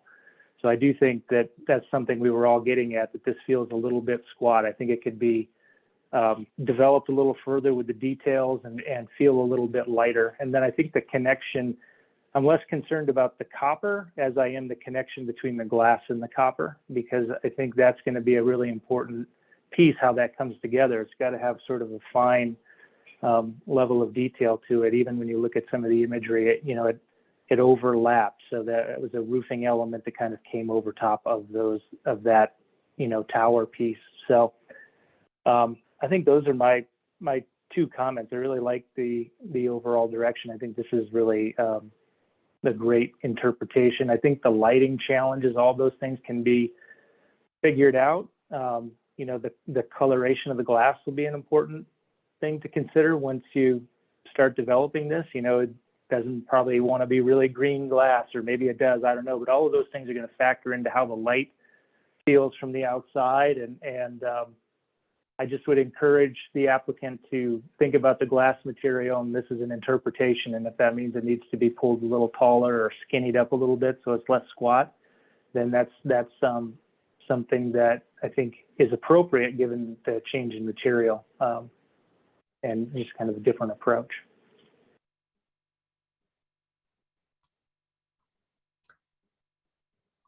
Go ahead, Anne. Yeah, I mean, I agree with everybody. I think it's a great direction. I'm just going to go back to the straps for a minute because everybody else has talked about a lot of things.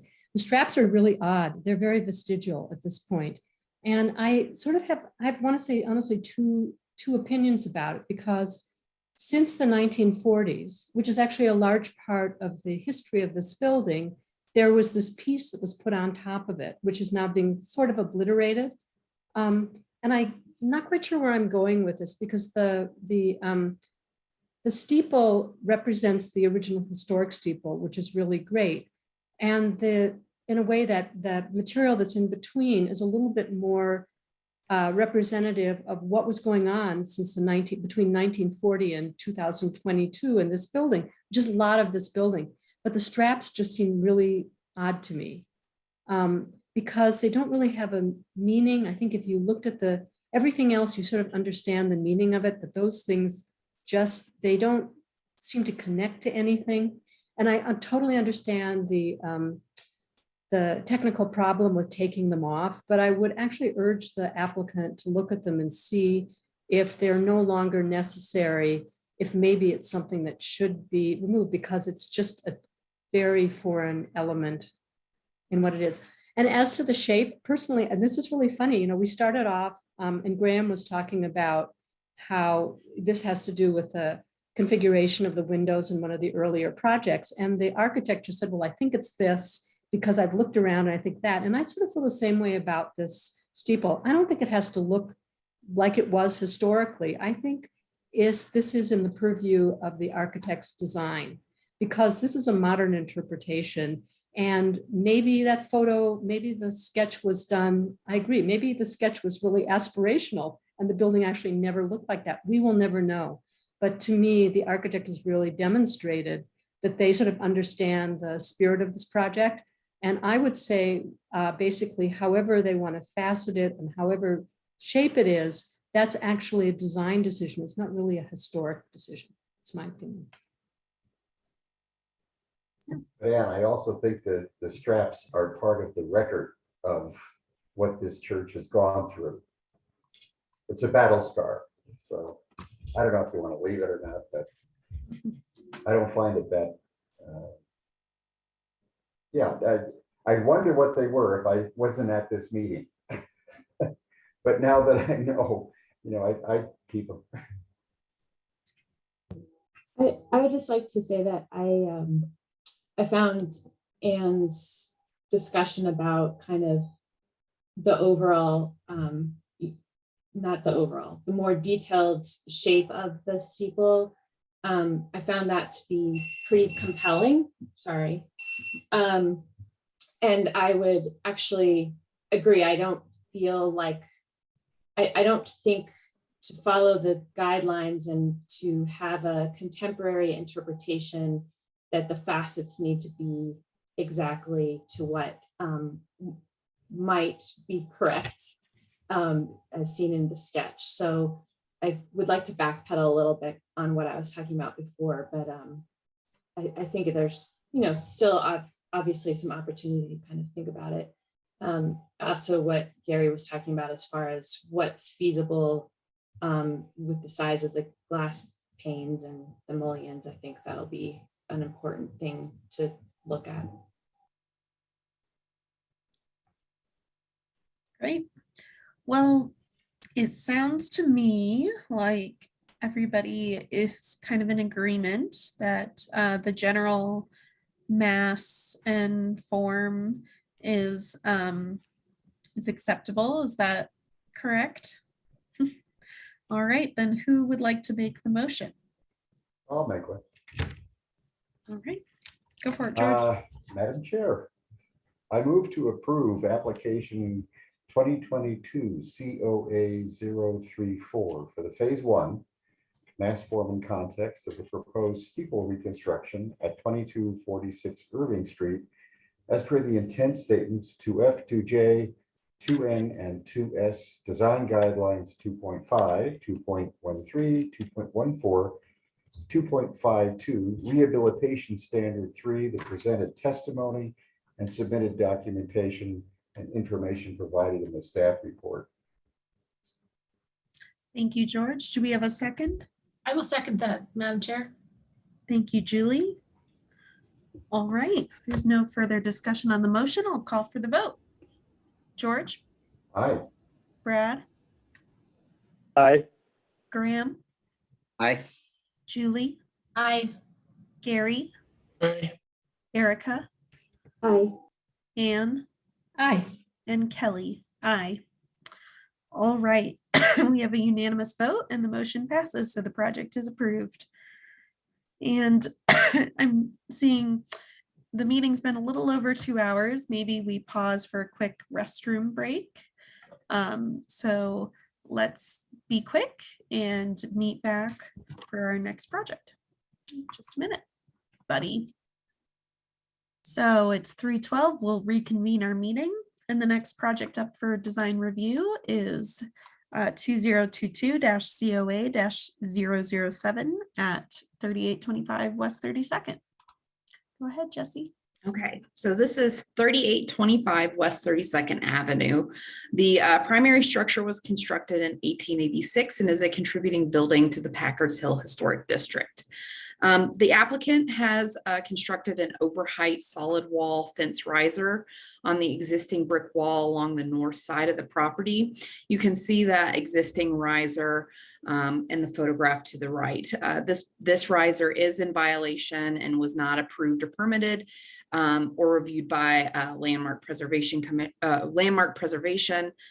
applicant is now coming back with a new riser design and is requesting approval from the commission. So I'll just go forward here.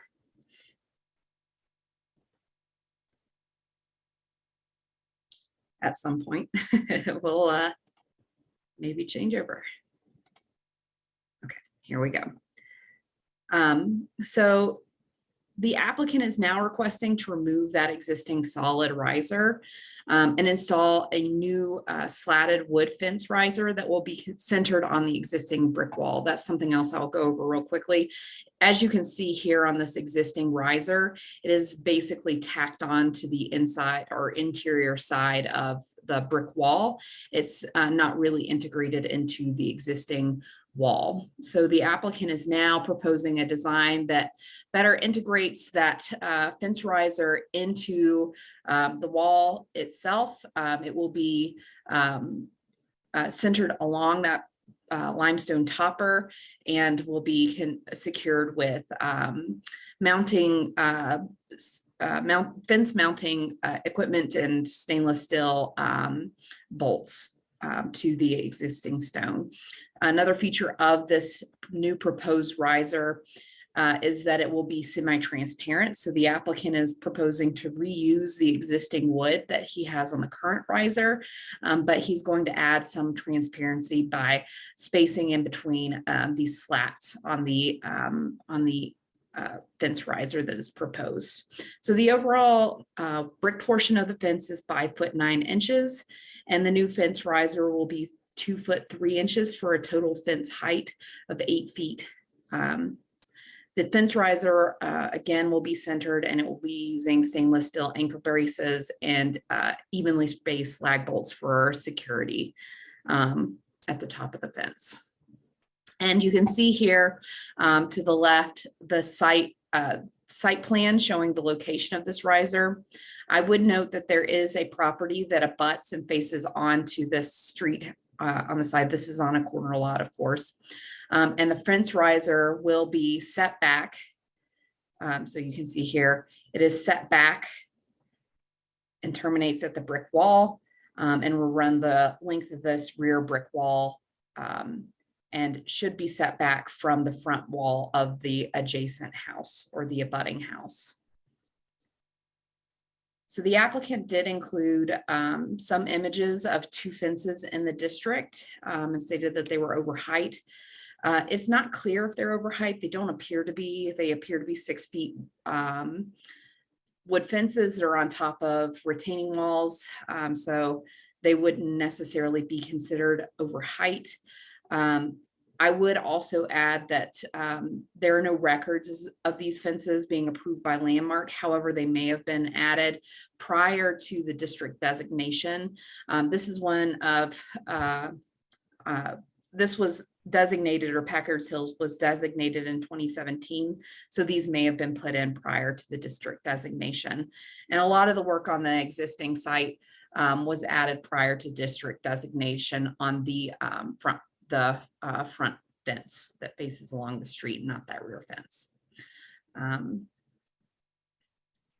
So staff is recommending approval, citing that the proposed overheight fence will be located at the back of the lot. It will be semi-transparent at the top, allowing some visibility through, and will be set back from the front wall of 3210 Osceola. That's the house that abuts the back of this property, and is citing guideline 5.9. 6 members of the public did provide public comment requesting denial of this application. Those comments were forwarded on to you. Several of those members made multiple comments to the commission. All were forwarded on to you for review. And that's it, and I'll open it up for questions. Thank you. Are there any questions for staff? Yeah, Gary. I guess my question is, the application is only seeking to deal with the change to what's been attached to the masonry wall. It doesn't affect the masonry wall. So in other words, if we were to deny this application, the result would be to remove the wood extension, but the brick masonry wall would remain. Is that correct? Correct. Okay.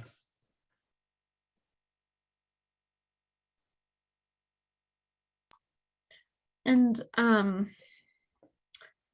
my only question is regarding that portion on Osceola where it's just wood before the brick starts, that little section there. Could you go to that photo again? So this Yeah. section right here. Yeah, is that are any modifications proposed to that area? Because right now it looks like that kind of matches what's on top of the brick. So I can't confirm when this fence was added, this portion of the fence. I believe it was added prior to the current owner's ownership and prior to district designation. So it is technically grandfathered in. I do not believe that the applicant is proposing any changes to that portion of the fence. The only portion of the fence that they're proposing changes to is the extension. And why they look similar is it looks like they've painted it black to match the other portions of the fence that were installed prior to district designation. Okay, thanks. And I see I believe the applicant's hand is raised, but we'll get to you in just a moment. We're just doing commissioner comments right now, or questions. Anne? I have a question, Jesse, and for some reason, I think this was in the previous submittal, but maybe not. Can you explain again how this fence came to landmarks? It was reported as a violation. So it is an overheight fence technically in its current configuration. And they added this extension and never received a permit or review from Landmark. So it was reported as a violation to us. We reviewed it as such, and we required them to propose a more integrated design for the fence riser that had a little more transparency at the top. And do we know when this, I mean, and again, you might have said this, when this extension was added? I don't know when it was added. But the in spite of the fact that it came in as a violation, it could have been there for a while. Never mind, I'll ask the applicant. Thank you. I can pull up the when it was originally assigned to me, and it looks like it was assigned to me in March of 2021. Thank you. George? Yeah, my question for Jesse is how tall does the present riser make the fence? Does that make it over 8 feet? The applicant did include photos of with measurements for the existing brick fence, and it was 5 feet 9 inches. I don't know if they included a height for the riser as it's currently constructed. Landmark is requiring them to, or staff has requested that they create a more integrated design for that fence riser. So it's not just tacked on to the outside of the fence. And we've also requested that the overall height of the fence not exceed 8 feet, which can be reviewed by zoning. That's the max fence height. Anything above that, I believe, requires BOA review. And it's not something that we would support necessarily. So looking at that side of things, Landmark felt that if they could make a more integrated design, something that was semi-transparent and something that was no more than 8 feet, they could meet the Landmark guidelines as well as zoning requirements. And George, I don't know if it helps answer your question, but the zoning height restriction is 6 feet for a rear and side yard fence. So 8 feet is just what they can review before going to the BOA. Okay. So anything over the 6 feet, which we know the existing is definitely over 6 since the brick goes to 5'9", that's what constitutes an overheight fence. So zoning hasn't reviewed this yet, so then we would make our recommendations and then zoning would review. Is that how the process would work? Correct. And as long as it's not over 8 feet, it should be able to go through the admin process. Previously, it would have to go through a Z-pin process, but they've gotten rid of that. And as long as it's not over 8 feet, it can go through an admin review. Interesting, because just last year they required that Z-pin. Right? Correct. It's a recent change that's happened. Okay. Any other questions for staff? All right, let's hear from the applicant. So you can go ahead and unmute yourself when you're ready. Please start with your name and address for the record. You have up to 10 minutes. Hey, this is Shane Jenkins, the owner of 3825 West 32nd. Hopefully you guys can hear me okay. Yep. And thank you, Jesse. I just wanted to provide a little bit more color and background on this in terms of how it came to be. Because it's my understanding that there's been some complaints that have been submitted, et cetera. So we moved into the house, I want to say April of 2020. And so when we moved in, basically this structure on the other side of the house, there's two structures there, or it's a single structure, but I think it's two separate residences. One of which at the time was a short-term rental. And my understanding is that's been reconciled. And then next to it, there was a B&B. And so the B&B had a ton of traffic. And we have a 4 and a 6-year-old. And naturally, if anybody who has kids, like they're out there, they're playing, sometimes they're naked, et cetera. And there was instances where we've had people looking at them and like staring at them. And so this fence is, if you're a little bit taller, and then there's also some see-through components in terms of the brickwork. If you're a little bit taller, you can see directly into our backyard. And then if you crouch down and if you're like the peeping Tom type, right, which is kind of frightening to say that, but you can see through the brick below. Less of an issue when it's summertime and a lot of that like vegetation is kind of flowered and built out. So it creates a little bit more privacy there. But I just want to make sure that everybody's clear on that's why we did it, right? And I think the other piece is just new homeowners in the area, originally from LA, where we have 0 historic districts, it seems, not familiar with the process. And so we've got a lot of education and working in partnership with Jesse along the way. So we're kind of trying to like backtrack and retroactively fit into the historic process here and get to a place where, you know, we're quote unquote compliant, but still establishing the goal, which is privacy for us and our family. Great, thank you. Are there any questions for the applicant?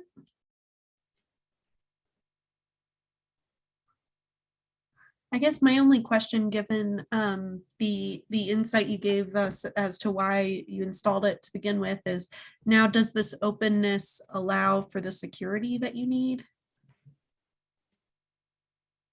I think it's not 100% solved, but the hope was that was kind of the compromise, you know, that Jesse and I discussed. And I think the other piece that we'll work through is maybe doing some vegetation, which obviously is not necessarily you know, under consideration for this, but like vinage or something that can crawl up the walls, right? And create even I think a little bit more privacy.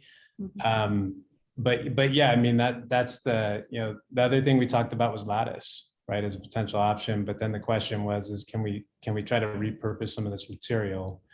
And so that was a kind of a conversation that we had. And gotcha.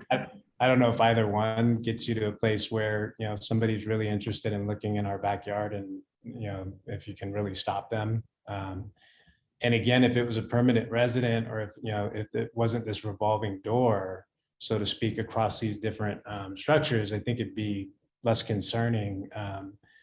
But I don't know anybody that there's always a different face, right, coming in and out. So.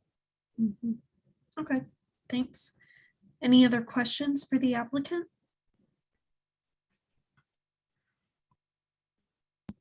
Nope. All right. Well, thank you for your time. If there's anyone on the line who would like to make a comment on this project, please use the hand raise button at this time if you're joining us via computer. And if you're joining via your phone, please dial *9 and that will raise your hand. Who have their hand up. So Will first, then Jamie, then Marie. So Will, you're welcome to unmute whenever you're ready. And please start with your name and address for the record. You have up to 2 minutes. Sure. Good afternoon. My name is Will Chesser, and my wife and I own 3210 Osceola Street, directly to the north of the applicant's property. Yes. Will, I'm sorry to interrupt. You're very you're breaking up quite a bit. Okay. Yeah. Is this any better? Yeah. Thank you. Would my time, it would be possible to Yeah. reset my time? Yep, go for it. Thank you. Thank you. My name is William Chesser, and my wife and I own 3210 Osceola Street, directly to the north of the applicant's property, and we share the wall in question. I have a prepared statement, but I want to address some of the statements that were made. The property has 2 units, a mother-in-law suite and the main home. It has never been a short-term rental during the tenure of the applicant's property. We did operate the back unit as a short-term rental prior to their purchase.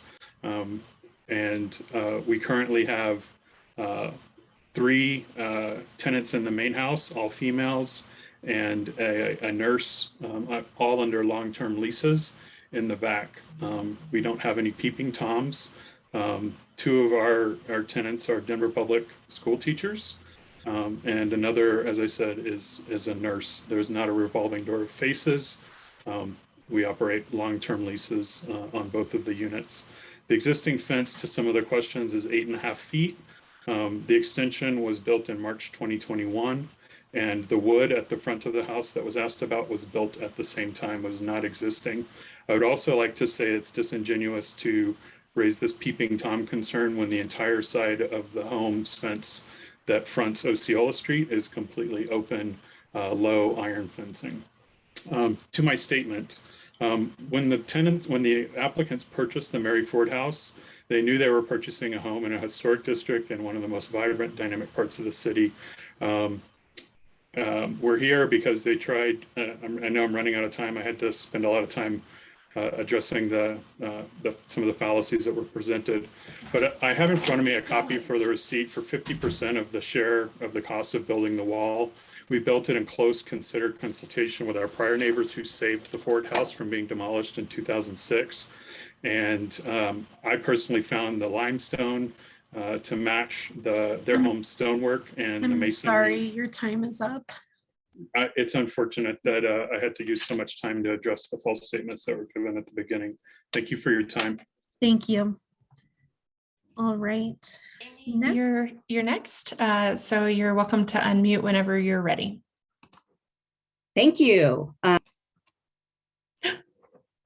Did I just mess something up? No, we can't hear you.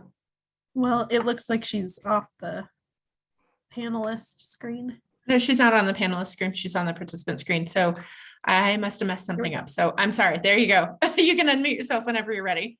Can you all hear me? Yes, I'm so sorry. Oh, that's okay. I work in tech. I understand. I work in preservation. There's the problem. My name is Jamie Chesser. I'm happy to be here with you all today. And thank you to the Landmark Preservation Commission for holding the hearing and for your continual efforts in preserving Denver's historic spaces, including Packard's Hill, of course. As my husband said, we are owners of the property at 3210 Osceola Street, and we've owned the property since 2006. And I firmly reject the applicant's unilateral application and design, old and new. The fence devastatingly impacts our property. This fence is a detriment to our property and reduces the enjoyment and livability both outside and in. Once a house blanketed in the warmth and light of the southern east to west movement of the winter sun, the house is now cold, shady, and lacking the intention of the wall of windows, inviting passive solar energy. This fence is robbing our house of warmth, light, and renewable energy. So I ask you to please follow standard city ordinances and code and deny the application and require the removal of the illegally constructed overheight fence. The fence height is egregious and without historical precedent. It's oppressive, it's cruel, it's 8 feet and the law permits 6. It was built without a permit, and the materials and design, even in the new application, are entirely inconsistent with the quality of materials and historic context. Fundamentally, I feel these applicants have damaged my property. In 2009, we built this wall collaboratively, jointly together with our neighbors. We paid for half of the construction of this wall. It was $10,000. With no regard for the money, the work, or part ownership, you drilled into our wall, you affixed bolts and wood, no communication, you damaged our property. And this damage has been left to stand since April of 2021, affixed to our $10,000 wall that we erected arm in arm with our neighbors. I firmly reject the applicant's unilateral application to design. And again, I thank the Landmark for all the important work that you do. Thank you. Thank you. Do we have any other comments? Yes, we do. Marie is next. After that is Mark and then Eric. So Marie, you're welcome to unmute whenever you're ready. Thank you. I'm Marie Benedicts. My address is 3284 Osceola Street, so just up the block. This overheight fence, and thank you for the opportunity to speak. This overheight fence is very visible from the street. We know that because it's been there since April of last year, so about 10 months, in which time the city hasn't enforced the zoning code or the lack of a permit for this fence extension. I submitted some photos. They should be in your packet. This illegal fence extension is completely out of context. Nobody on this block has anything like that height of fence or those materials. And I might add that I'm not aware of any slat fences either anywhere in the neighborhood. This is a north-south block with 22 residential buildings on it. 20 of those are oriented towards the north-south streets of Osceola Street and Newton Street. Between all of those homes running in an east-west direction are fences, all of which are oriented in the same direction as this fence we're talking about here, and similarly separate two homes. I'm counting 18 such fences on this one block, and to the best of my knowledge, they all comply with the 6-foot max height as regulated by the city. So let's talk precedent and what would motivate setting a new precedent. Speaking against it is the extremely negative effect it would have on the neighboring Chester property. Is there anything that would speak for it? I don't see it. I don't understand why this particular fence should be granted an exception to a max height that all the other properties on this block are managing to comply with over the decades. The subject property is not located closer to the fence than others. The subject property home sits over 30 feet away from this property line, which seems like a luxury. Speaking for my own home, our neighboring properties on both sides sit 10 to 12 feet away from our home. And yes, their windows are fully visible above our mutual 6-foot fence when I'm inside my home. It's simply not a reasonable expectation in an urban neighborhood that properties have fences that fully block the view towards your windows. Thank you, Marie. Your time is up. Thank you very much. All right, Mark, you are up. You're welcome to unmute when you're ready. Hi, my name is Mark Brandis. I live at 3249 Osceola Street. I've been here about 31 years. I'm familiar with both of these properties, meaning the Cheshire property as well as the subject property that Mr. Jenkins owns. The brick fence that was there, and limestone fence that is the base of this, was fantastic. It was constructed through joint ownership, joint agreement between the prior owners of the Jenkins property. And I think that the addition of this over 2-foot wood fence that doesn't fit into the neighborhood really detracts from the brick fence, and it actually has damaged that fence because it has been bolted on. There are no other structures like this in our neighborhood in the historical district. Reference has been made to 3300 Osceola Street, as well as 3301 Newton Street. Those fences sit on top of a retaining wall. The fences are 6 foot tall. They were both constructed prior to historic designation, as I've indicated in my written statements to you. I walk by this Osceola Street constantly, along as with my significant other. We have both commented on just how ugly this thing looks. It really detracts from the passive solar that the Cheshire residents has enjoyed. And I know these individuals. I've been in their residence numerous times. And this is just extremely unsightly and doesn't fit in. Not only was this extension built after historical designation, but there is other black fencing that has enclosed a wrought iron fencing around this property that was built at the same time that doesn't seem to conform with landmark preservation requirements. So it doesn't fit as far as public view. It's way over height. The style, the design, and the materials are not consistent with what we're looking at in this particular area. I object to any variance on this. Thank you. Any other comments? Yep, sorry, I clicked the wrong button. Eric, you are up next. Oops, cancel. Why is this? Oh, you've got an older version of Zoom, so I need to promote you to panelist. So Eric, hold tight. You're moving over. And you can unmute yourself whenever you are ready. There's a button at the bottom left. Yep. Thanks. Hi, my name is Eric Lane. I reside at 3291 Osceola Street, which has been my residence for the past 21 years. I think many of my neighbors have made points that I won't try to reiterate because I think they've covered the ground well. But I will say this, as one of the homeowners in this area that did a lot of heavy lifting to create the Packard Hill Historic District in the first place, I will just say that it galls me when a landowner simply ignores city code, let alone at a landmarked house in a recent historic district, to just unilaterally build an overheight fence. And I'm struggling to find a reason that you as commissioners might grant an exemption to allow it to stay in any design or format. The standard height for fences in the city is 6 feet.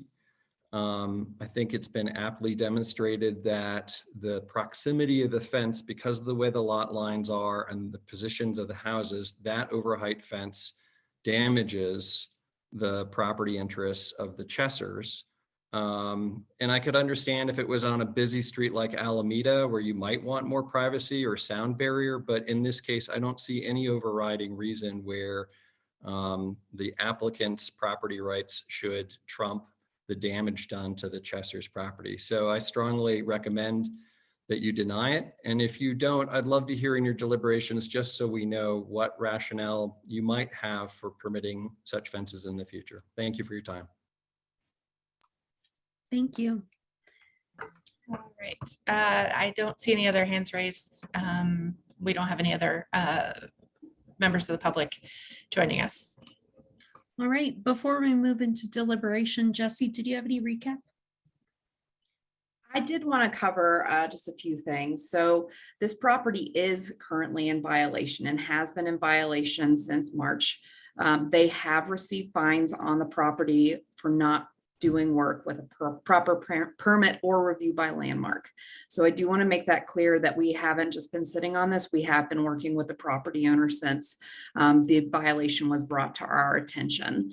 And we have taken steps to try and bring this property into compliance. So our ultimate goal as Landmark is to bring properties into compliance and work with the applicants. A lot of times applicants may not know, or people that are in violation may not know that permits are required for certain things and do the work. So we do try and work with people as much as possible. After speaking with the property owner, I've also heard from all of the surrounding community members on this fence as well.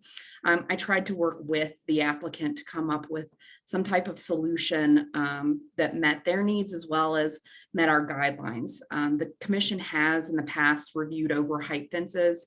I don't know of any that come to mind recently for Packard's Hill, but I have had overheight fences in other historic districts that you all have reviewed.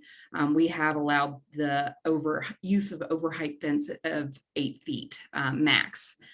So the second part of this is that kind of working with the applicant to reach some kind of compromise that could be beneficial here.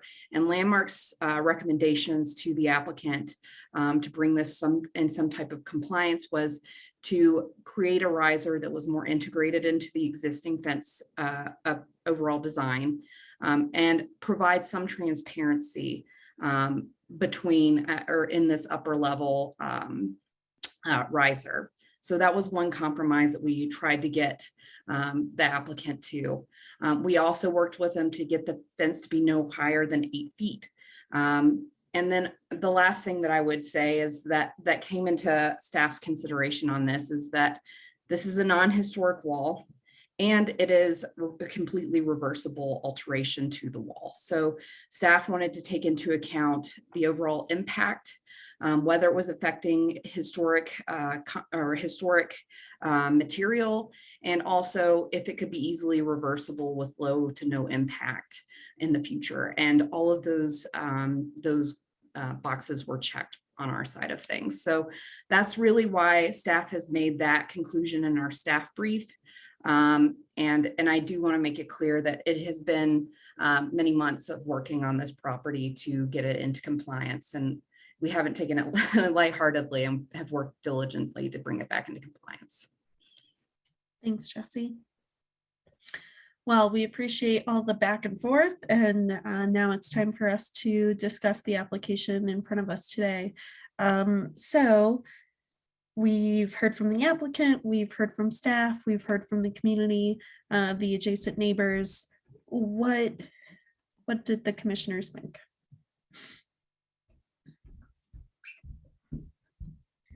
Kelly, I'll jump in. And I think to one of the comments that Jesse made about looking at overheight fences and different walls, that is something that comes in front of the commission often. But I think what's unique here is that in my memory, most of those overheight walls and fences are directly abutting an alley or, more of a public corridor, a city right of way or something similar. And so I think it's unique that there's one more lot, one more property here before the alley cut. And I know that, that's just a unique feature of this part of the neighborhood. But in my mind, that makes this sort of a different consideration than many of our other overheight walls that we've looked at from a traffic, from a noise, from a privacy perspective, just by virtue of the amount of activity on those public right of. Your connection is a little spotty, Grant. Uh-oh, can you hear me now? Is that any Yeah. better? So I realize that does not speak to the guidelines here.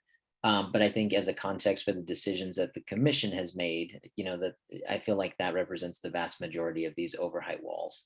And so, I don't know if that muddies the waters or helps make this more clear. But I guess in light of, comparing our previous activity, I felt it was important to make that distinction. Mm-hmm. Yeah, Erica. I agree with everything that Graham said, and I'd just like to tag on to that, while this is a rear fence for the owner of the subject property, it is a side fence for the neighbor.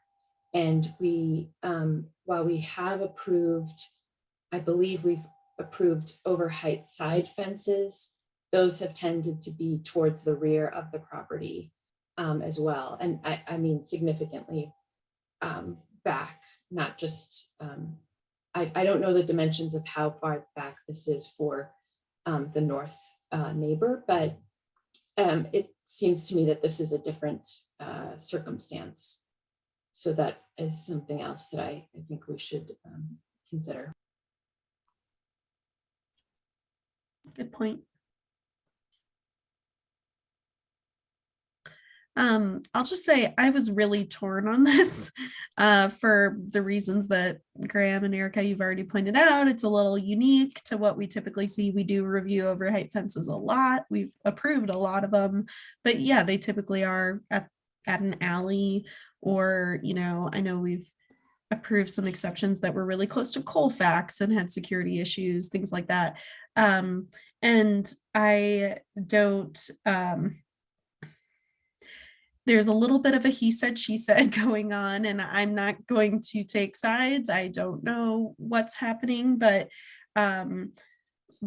if security is a concern, I guess I'm not opposed to having an overheight fence, and I understand why staff made the recommendation that they did, that it is reversible, and so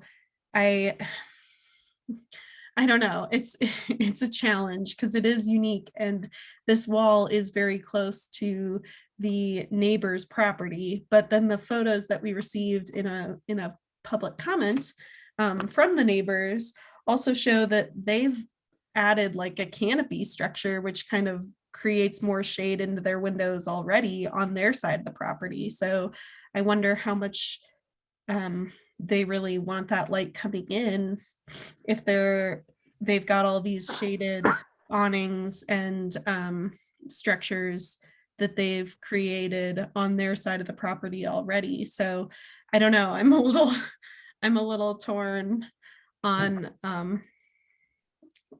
where that goes.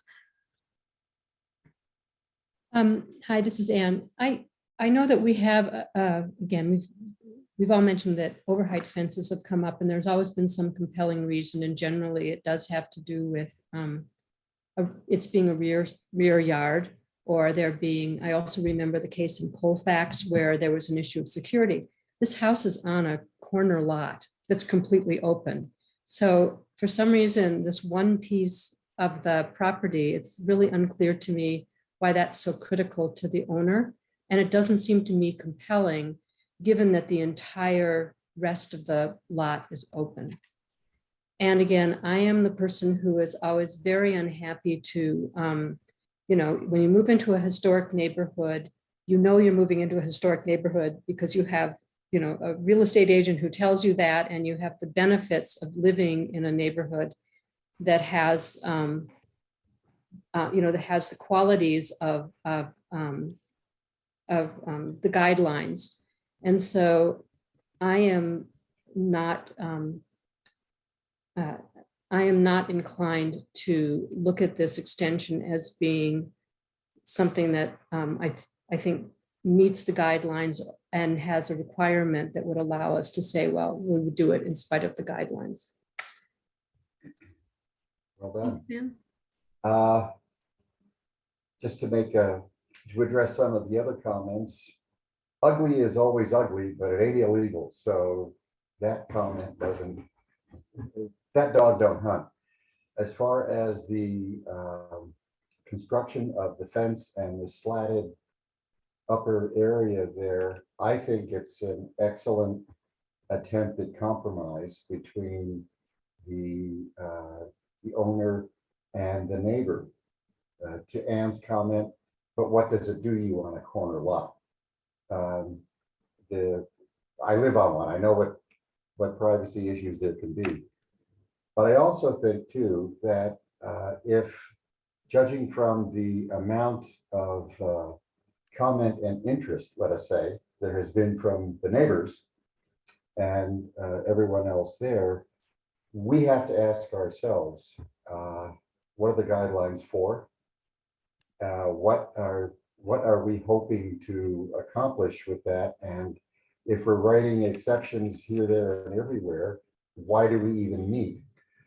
So I think without a really compelling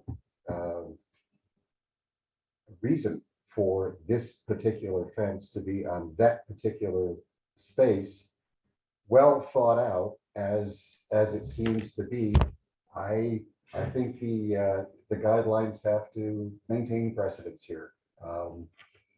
The neighbors are in some ways right, and the enjoyment of the owner's property is certainly a high priority to him.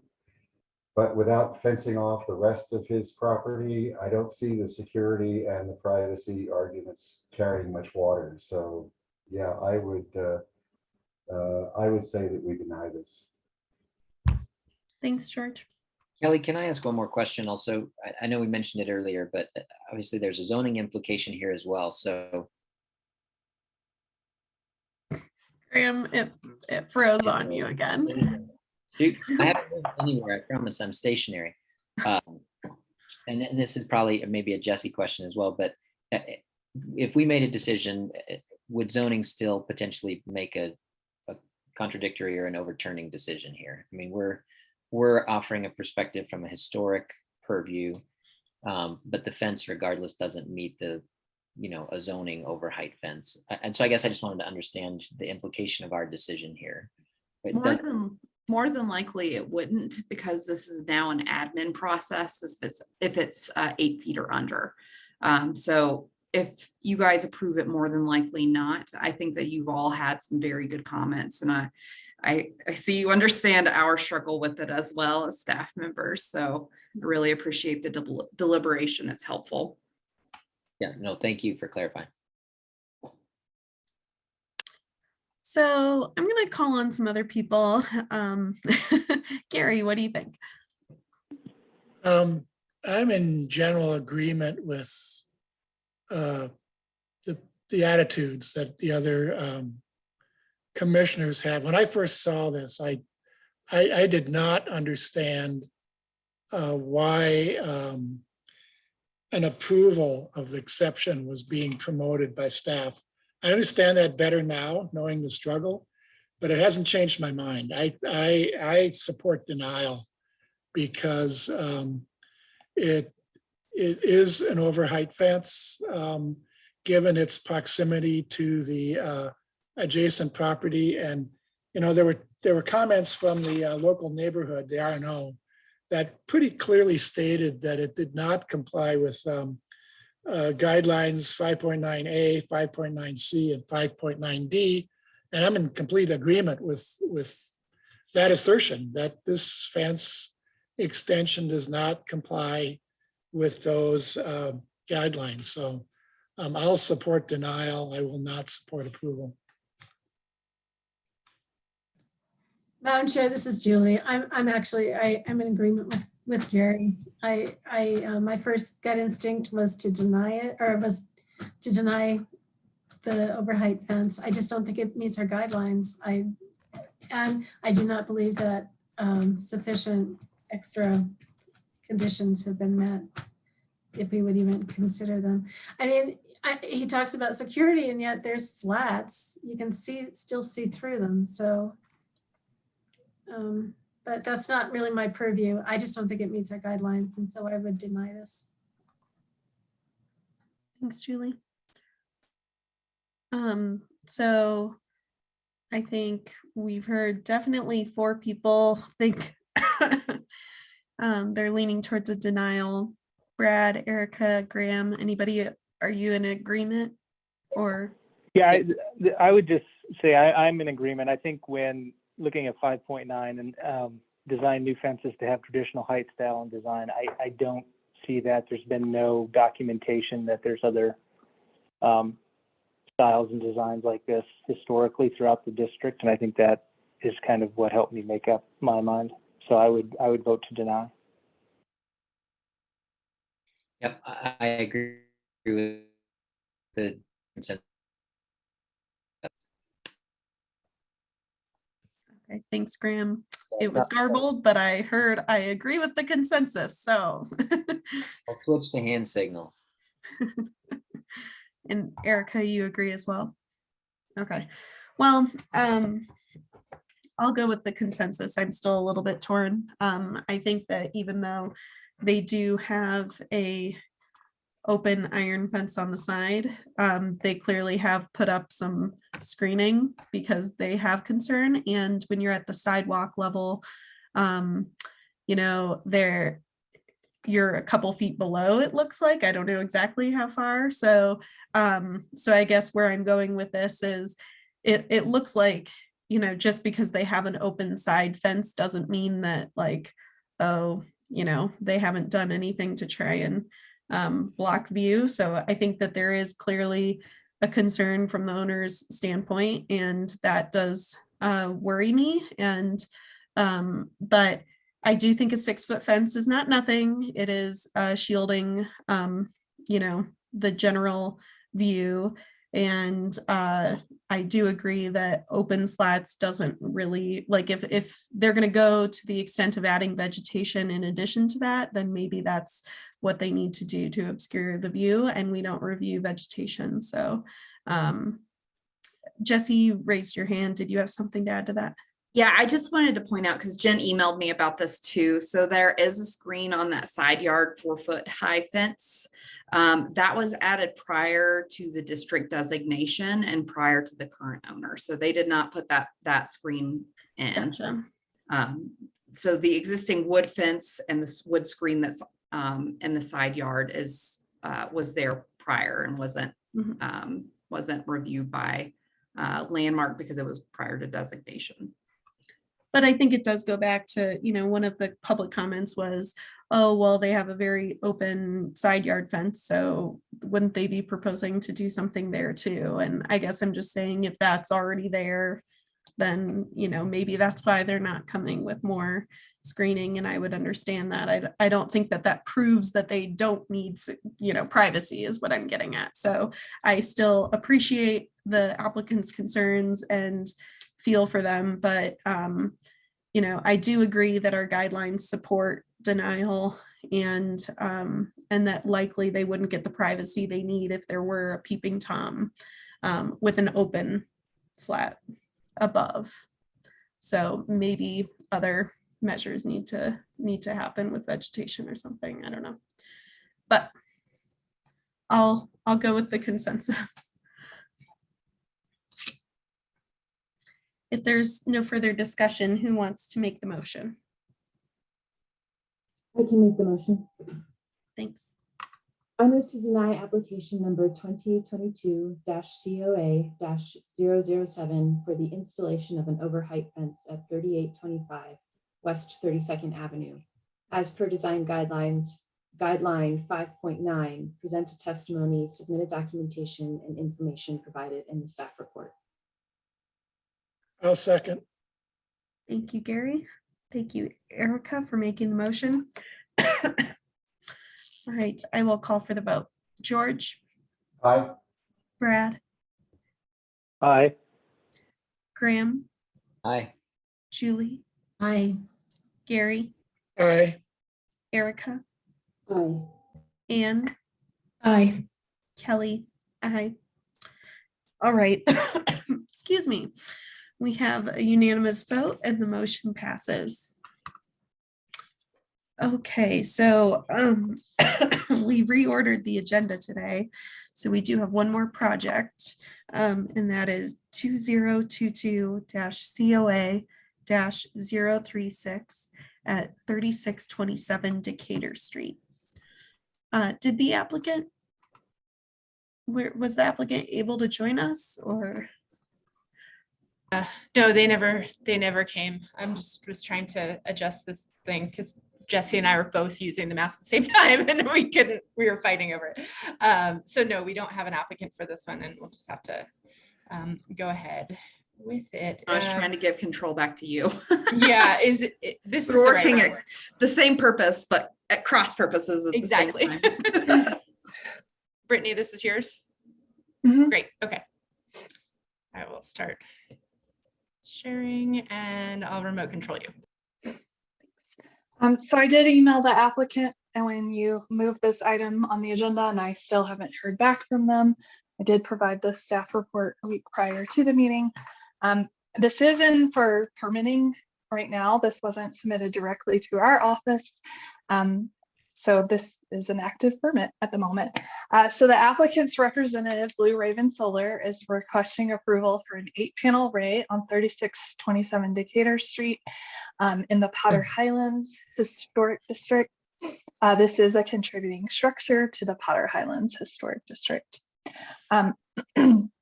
So here is the proposed structure from the primary street, and then obviously the roof plan. At some point, the historic front porch was enclosed and is now an enclosed interior space to the structure, which you can see in this photograph here. So the proposed panels are not set back in the rear 2/3 of the primary roof form. The applicant has used the lower porch roof of to calculate the 2/3 percentage. And their argument is that the porch is now enclosed interior space. Staff feel that this doesn't meet our design guidelines for Denver landmark structures, which recommend mounting in the rear 2/3 of the property. Additionally, on January 21st, 2020, the commission that determined that engaged roofs of lower structures such as porches could be factored into the 2/3 calculation. However, projecting freestanding roof forms not engaged with the primary roof massing would not be included in the calculation. So staff does feel that this is not an engaged roof and therefore should not be included in the calculation of the rear 2/3.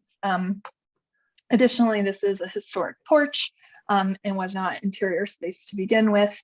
And so therefore we do not feel it meets the design guidelines. We are recommending approval with conditions, and that condition being locate the panels in the rear 2/3 of the primary roof massing, which would essentially mean the measurement needs to be taken from the front roof eave of the primary roof structure. So that would push the panels back a little bit further on that south roof slope. That's all I have. Thank you, Brittany. Any questions for staff? Nope. All right. And so, Actually, yeah. Sorry, I have a question. Brittany, do you know if it went to the back 2/3, what the configuration would be? I don't. This is the only response I got from the applicant on meeting the guidelines. Okay, thank you. And the applicant's not present, so we won't have an applicant presentation. Correct. All right, then are there any comments that anyone on the line who would like to make a comment on this project? It's one person attending, but she spoke at the last item, so Oh. I suspect it's just all that. Yeah. Gotcha. Well, use the hand raise button if you would like to make a comment. No hands raised. All right, then let's move into deliberation. So we all know our guidelines do have the 2/3 statement in there. What did everyone think about this?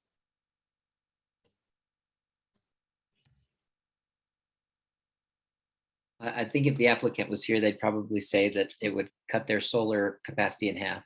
If I'm anticipating that, which I know is always our challenge as we're looking at these, especially smaller roof footprints. I think the hip here makes that a challenge also, you know, to get that south-facing solar. So, you know, it is an interior lot. I know we have the same conversation here.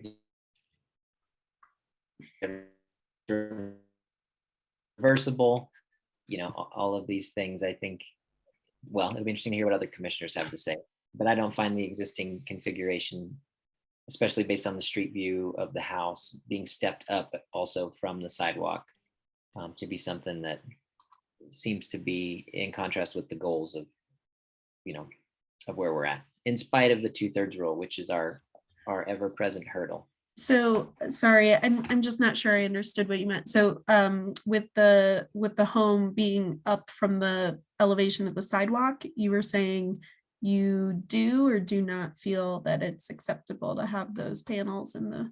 You know, we've talked about, this is of course a single-story home, but on 2-story homes, that starts to affect the visibility.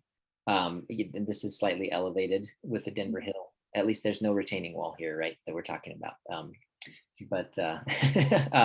So I think they'll be visible, but they sit behind the front hip.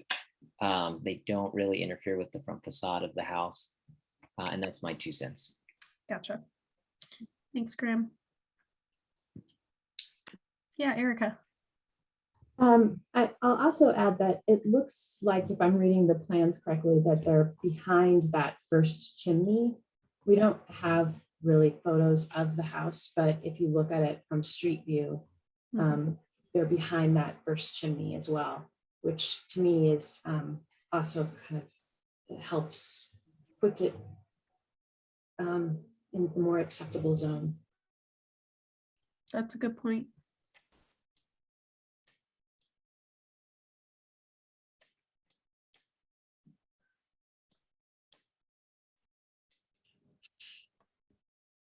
Is that the south facing roof? Yes. It is? Okay. I think it should be approved without any conditions. Simply because I won't be complicit in contributing to climate change. I know, we have the 2/3 rule and it's very comfy and safe to get behind that, but the 2/3 rule is also out of step, out of date. And no one here in this room, I don't think, can change it, but it needs to be made a point of that solar is here, and the size of your property is really immaterial. Put as many panels as you can, unless maybe you have a mansard roof, and then, you know, that's kind of silly. But if this is the south face of the roof, that's his only exposure, and when those trees are leafed out, he's going to have more problems anyway. So give the applicant whatever they can get. Although I'm a little miffed that he didn't have the temerity to show up. So but I don't take that as part of this decision. So that's my feeling. Okay, Brittany. The guidelines are currently undergoing a revision process. And one of the first things that we are looking at in the guidelines is the solar panel guidelines. As Adam would always remind you, you must apply the current guidelines. If you don't feel that it's negatively impacted by the 2/3, I would perhaps look at the intent statements related to solar panels and make a determination on that, because it needs to be really clear per the guidelines why this would be appropriate. Thank you, Brittany. Yeah, not referring to the intent statements, but I do think that this does meet guideline 2.33b in that it's avoiding obscuring significant features such as the chimney and the hip at the front, the hip dormer at the front. So just want to put that out there as one way I believe it's meeting the guidelines. Thank you. Yeah. And George, I understand your stance, but we are here to enforce the guidelines. So feel free to reference those when you find that there is an exception for a reason to break a certain guideline. We do make exceptions, but we need to be enforcing the guidelines, and that's what we're here to do. So Erica, I appreciate that. And I think that they do meet a few of these. So, right, like they meet intent or 2.33b, as you mentioned, Erica, and C, mounting it below the ridge line. And as Graham mentioned, since this is, I mean, our guidelines are written to apply to any roof, but this is a hipped roof. So it is not on the front side of the hip, right? It is on the side. So, and the house is elevated above the sidewalk level, which helps obscure it. So I think that there are some extenuating circumstances if we feel that this does meet that. Kelly, if I'm not breaking up here, jump into intent statement 2P. Talks about facilitating energy efficiency to historic structures while ensuring that they are compatible with the building and the surrounding context. And I think that exactly what Erica said, where chimney placement, the hip placement, plus the fact that the context, as you mentioned, with the height and everything. So if we do need to pin something to an intent statement, thank you for that reminder. I think that intent statement 2P is another relevant one here. So what I was looking at here is if you look at the image on the right, the porch does engage the primary roof. And we said that on, a couple of years ago, actually, that if they did engage, wasn't a freestanding roof, then that could be used as part of the calculation is how I read it. And it's not a ton of engagement, but there's engagement there. And I think that in my mind, that was always something that was really, if this would have been a flat roof condition that kind of came underneath the primary roof, but there is an engagement there, and there's obviously an intent the way it nestles into the main body of the house. So when I saw this the other day, I was thinking to myself that I would probably use that porch to calculate my 2/3 if we used that sort of thought process in figuring out where the calculation is taken from. So if that's the case, and then the fact that it's pulled off the front, that front hip, and it's behind the chimney, I didn't see a lot of issues with it. It seems like it was kind of checking all those boxes. Thanks, Brad. Gary? Now that Brad's pointed it out, I agree. I think initially when I was thinking engaged porch roof, I was thinking that it would be, what's more typical is that the porch roof is a shed roof that comes off the slope of the hip roof. And in some cases it's continuous and in some cases it's not. And So that was my kind of initial perspective. But when you look at the drawing on the right or the photograph on the right, the gable roof of the porch does engage the main roof. So I would agree with Brad's assessment. And based on that, the applicant's assertion that they are complying with moving the panels to the rear 2/3, I would agree with that. To clarify, because I remember that conversation which was a discussion item about what was the definition of engaged, and you guys were, my recollection, and please correct me if you think I'm wrong, but I believe we talked about engaged being, fully engaged as continuous roof as opposed to a partial engagement such as this one. Staff hadn't interpreted this as an engaged roof because of that conversation, but maybe I'm wrong and I'm totally correct me. I did listen to the conversation and I would say it wasn't clear. I'm going to be honest with you guys, which is one of the reasons I forwarded this on. I agree that there are different perceptions of what engaged means, which probably means that when the guidelines for solar panel placement are revised, that we clarify what an engaged roof is. Yeah, my recollection of that conversation, which again, that's also subject to my memory, but I seem to recall it more, or what I was thinking was more in line with what Jen had said. With that said, I don't have a problem with the location of these panels because I do think they meet every other element of the guideline except that 2/3. Like that's really the only thing in question. I think Erica, you hit it right on, that chimney starts to obscure it, and Graham, you had a couple of great points. Like, so I don't have any problem whether this is engaged or not, but I do agree that we need to come up with a good definition for that so that staff can instruct applicants better in the future, and we can hold ourselves accountable and not be tripping over, making exceptions here and there. Or better yet, we just don't do measurements from from a porch.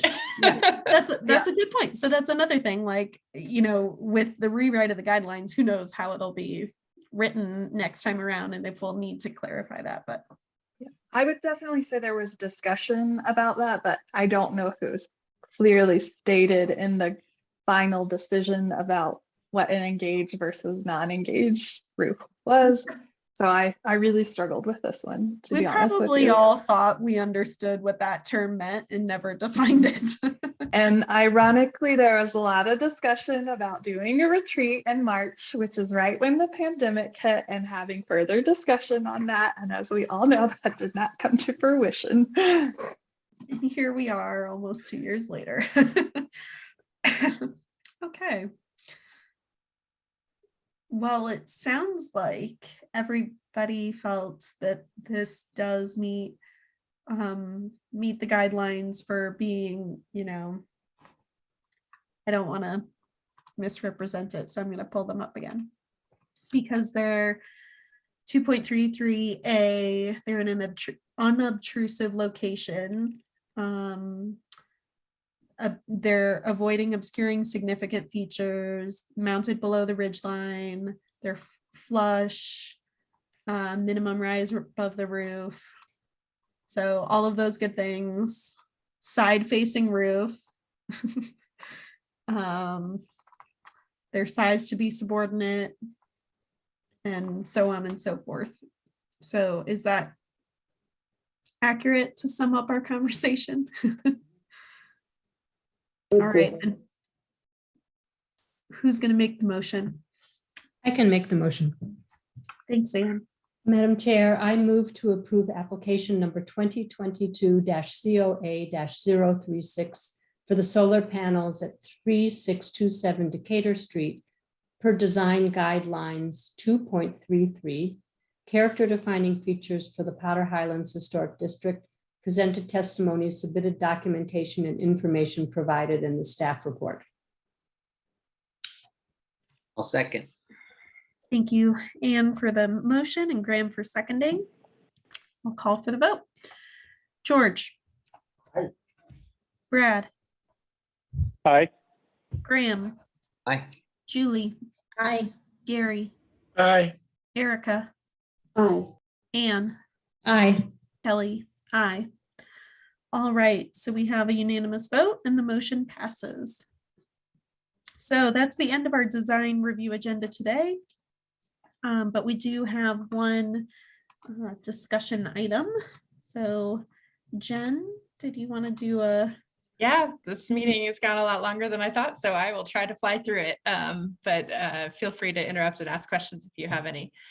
Okay, so we 2021 was a big year for us. We ended the year with 58 historic districts. So that's 2 additional districts, including La Alma Lincoln Park and a historic cultural district and the Steel Street Extension Historic District.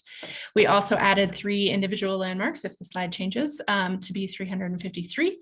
So that was 1272 Columbine and 6400 East Montview, which were early in the year. Those actually went to you guys, I think, prior to 2021, but they were not designated until 2021. And then Pancratia Hall, which was at the end of the year.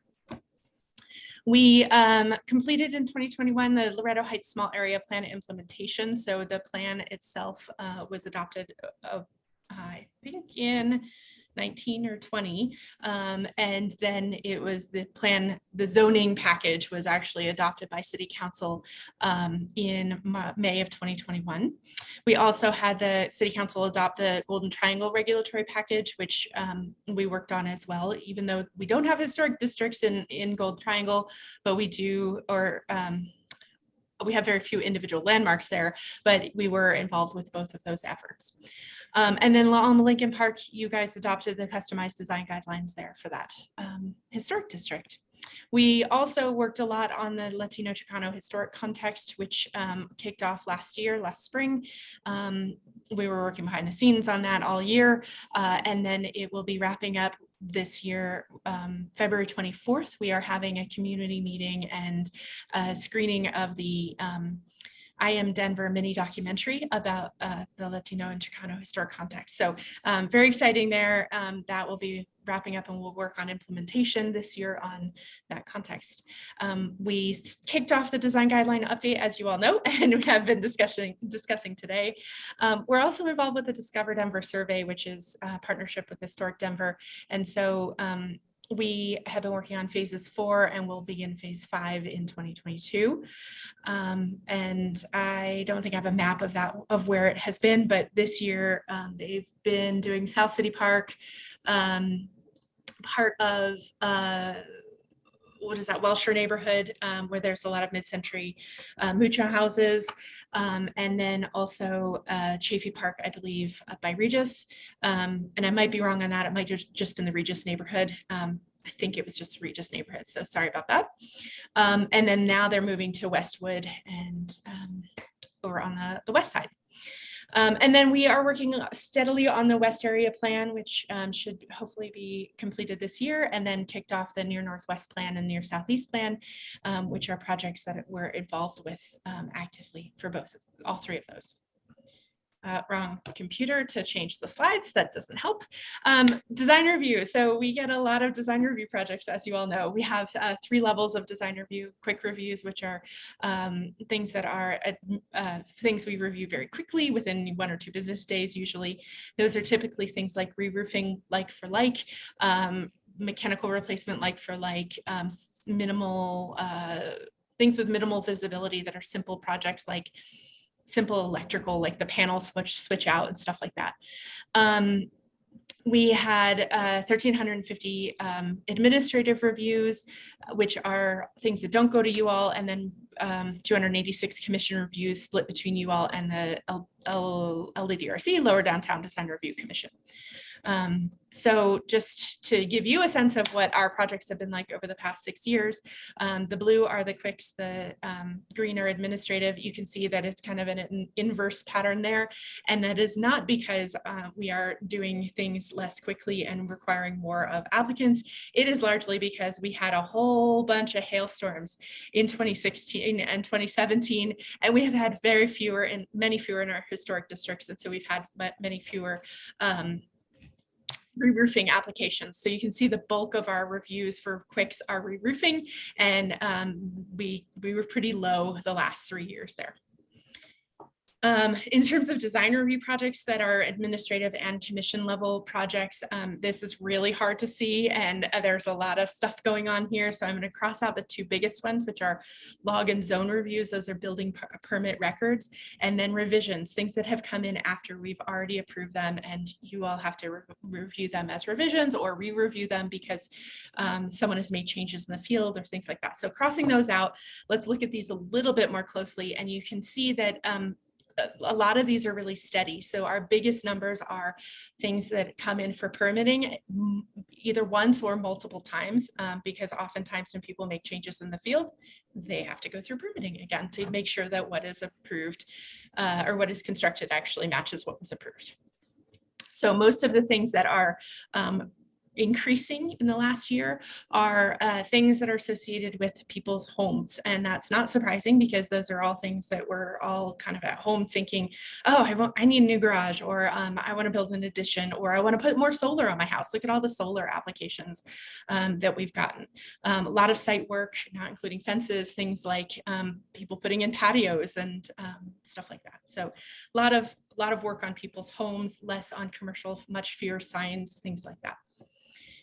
So here's the fun thing. I did an analysis of what you guys reviewed, our recommendation and what you guys voted on, and you guys did approvals with conditions a little bit more often than you approve things, and you deny things a little bit more often than we recommended denial for. So kind of an interesting take, but it was fairly close. And this is our way to gauge whether you guys we're reading you guys well enough and providing good feedback to applicants, because we don't want an applicant to come in and we say, oh, it'll be fine, and then it gets denied, or vice versa. And it happens sometimes, like it's happened today, but we try to really take your opinions and your feedback on the in your deliberation so that it can improve our work for the next applicant. So you guys had a lot of projects, 217.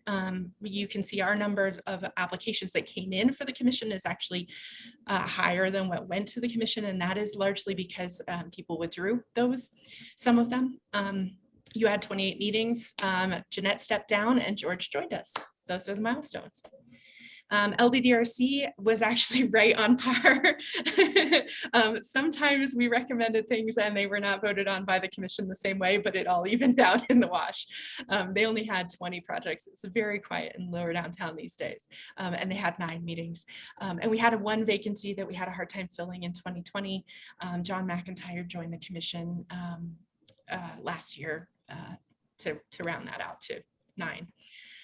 In terms of demolition and certificate of demolition reviews, we had 10 that were in historic districts. Those are typically things like, people doing a pop top or proposing to demolish something that you guys had to review at commission level.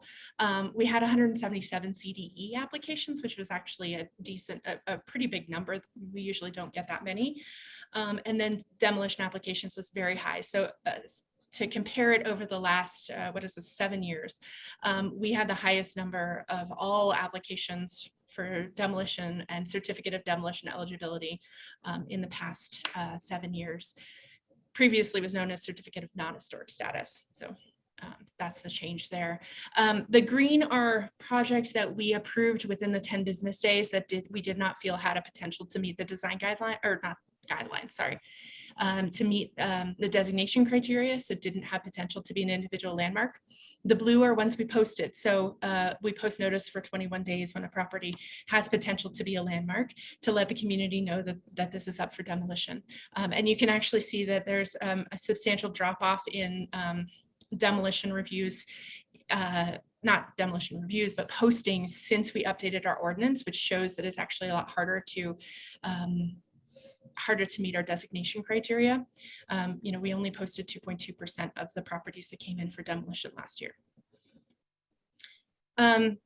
Now on to positives, so no one likes to talk about demolition, but for positives, we had in the last the last year, we had over $750 or $75,000 in tax credits that were certified for non-income producing properties in Denver. And the total rehab costs were just under $400,000. So quite a lot of money is going into our historic properties, and people are getting money back for that work, which is really wonderful. And it's my understanding you guys are going to be reviewing quite a few tax credits that are completing in the next couple of meetings. So that's good. We get funding through the general budget. We ask for money through budgeting, and we have some money set aside for consultant dollars, but we also ask for grants and other ways to fund projects. So the Latino Chicano Historic Context was funded in part by the Colorado State Historical Fund, also the Peter Grant Preservation Services Fund for Colorado for the National Trust for Historic Preservation, and then also Councilmember Sandoval and Torres funded it, and Community Planning and Development. So a lot of people put in money for this, and it's a very exciting project, and we will tell you all about it if you cannot join us for February 21st. We also, for Discover Denver, the money comes largely in part from the State Historical Fund grants, and then also from money contributed by Community Planning and Development. And that money is actually the money that goes towards Discover Denver. It comes out of a special revenue fund we have that's comes from applications for certificate of demolition eligibility and for the fees associated with tax credits. So that's where those funds go to, is to support Discover Denver. Last year we launched a webinar series. I don't know if you guys knew about this, but for many months we did a webinar about general landmark things. So intro to landmark, intro to designations, intro to demo, things like that. And they were once a month, and they're all recorded. They're all on our website and available for anyone to review, which is fun. And we're going to continue doing that this year. We give a lot. Oh yeah. Did those have good attendance? Yeah, I mean, we'd have like 10 to 15 people, but I know people have been watching them after the fact, because when we were hiring, we had a few people who were like, oh yeah, I watched all your webinars, or, try to get more information and stuff like that. So that's always good to have that information out there. Community presentations, we gave a whole bunch. So a lot of them were associated with historic districts or projects we're working on. I'm not going to go into all of these just because of time. We also gave a whole bunch of presentations at conferences, symposia, and then also university lectures. So a bunch at the Colorado Preservation Conference that happens each winter, and then the National Alliance for Preservation Commissions. They had a short courses and webinar series, and so Abby did a bunch of those, and Evan as well. And then we spoke at a bunch of other places that are all here. Hiring. So Becca was promoted to an associate city planner, from associate city planner to a senior city planner. And we are recruiting for the new associate planner to take her place. We recruited for it and needed to repost that position, and it has recently been reposted. So if you know anyone who is interested in working with us as an associate city planner, please, please, please ask them to apply. We also had some switches over in our landmark and zoning inspector position. So in May, Delfino Rodriguez stepped down. He left the city for a bit.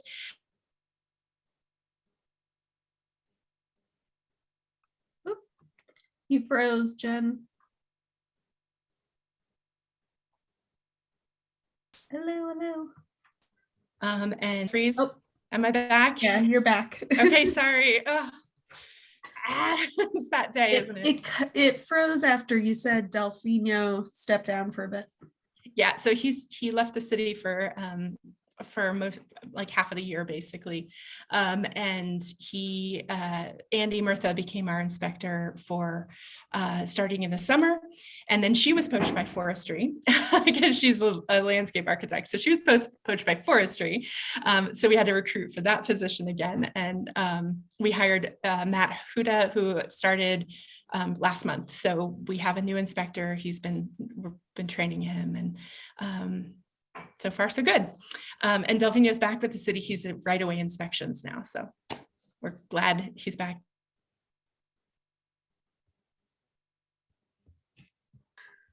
Oh man. Is it the end of the meeting yet? You're frozen.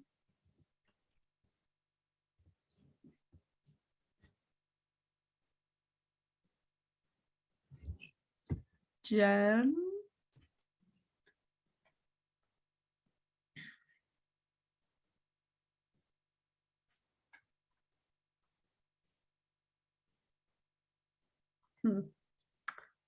Well, I think she was pretty close to the end of her presentation. From what I recall of like, she gave it to us as staff, and Abby's also on the line. So maybe Abby or Brittany can say that, but I think she was close to the end. So. Yeah, I think she was pretty much done. We got Taylor as an intern. Taylor's going to continue being our intern. So that's exciting. Oh, Jen's back. Yes, it's just, this is so much fun for everyone, isn't it? When are we going in person again? Just kidding. Is there an update on that? No. Okay.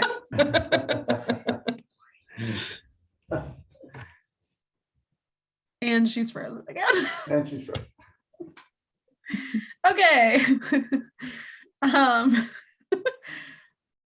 Well, so Brittany, Garrett, I thought that was the end. Oh, Jen.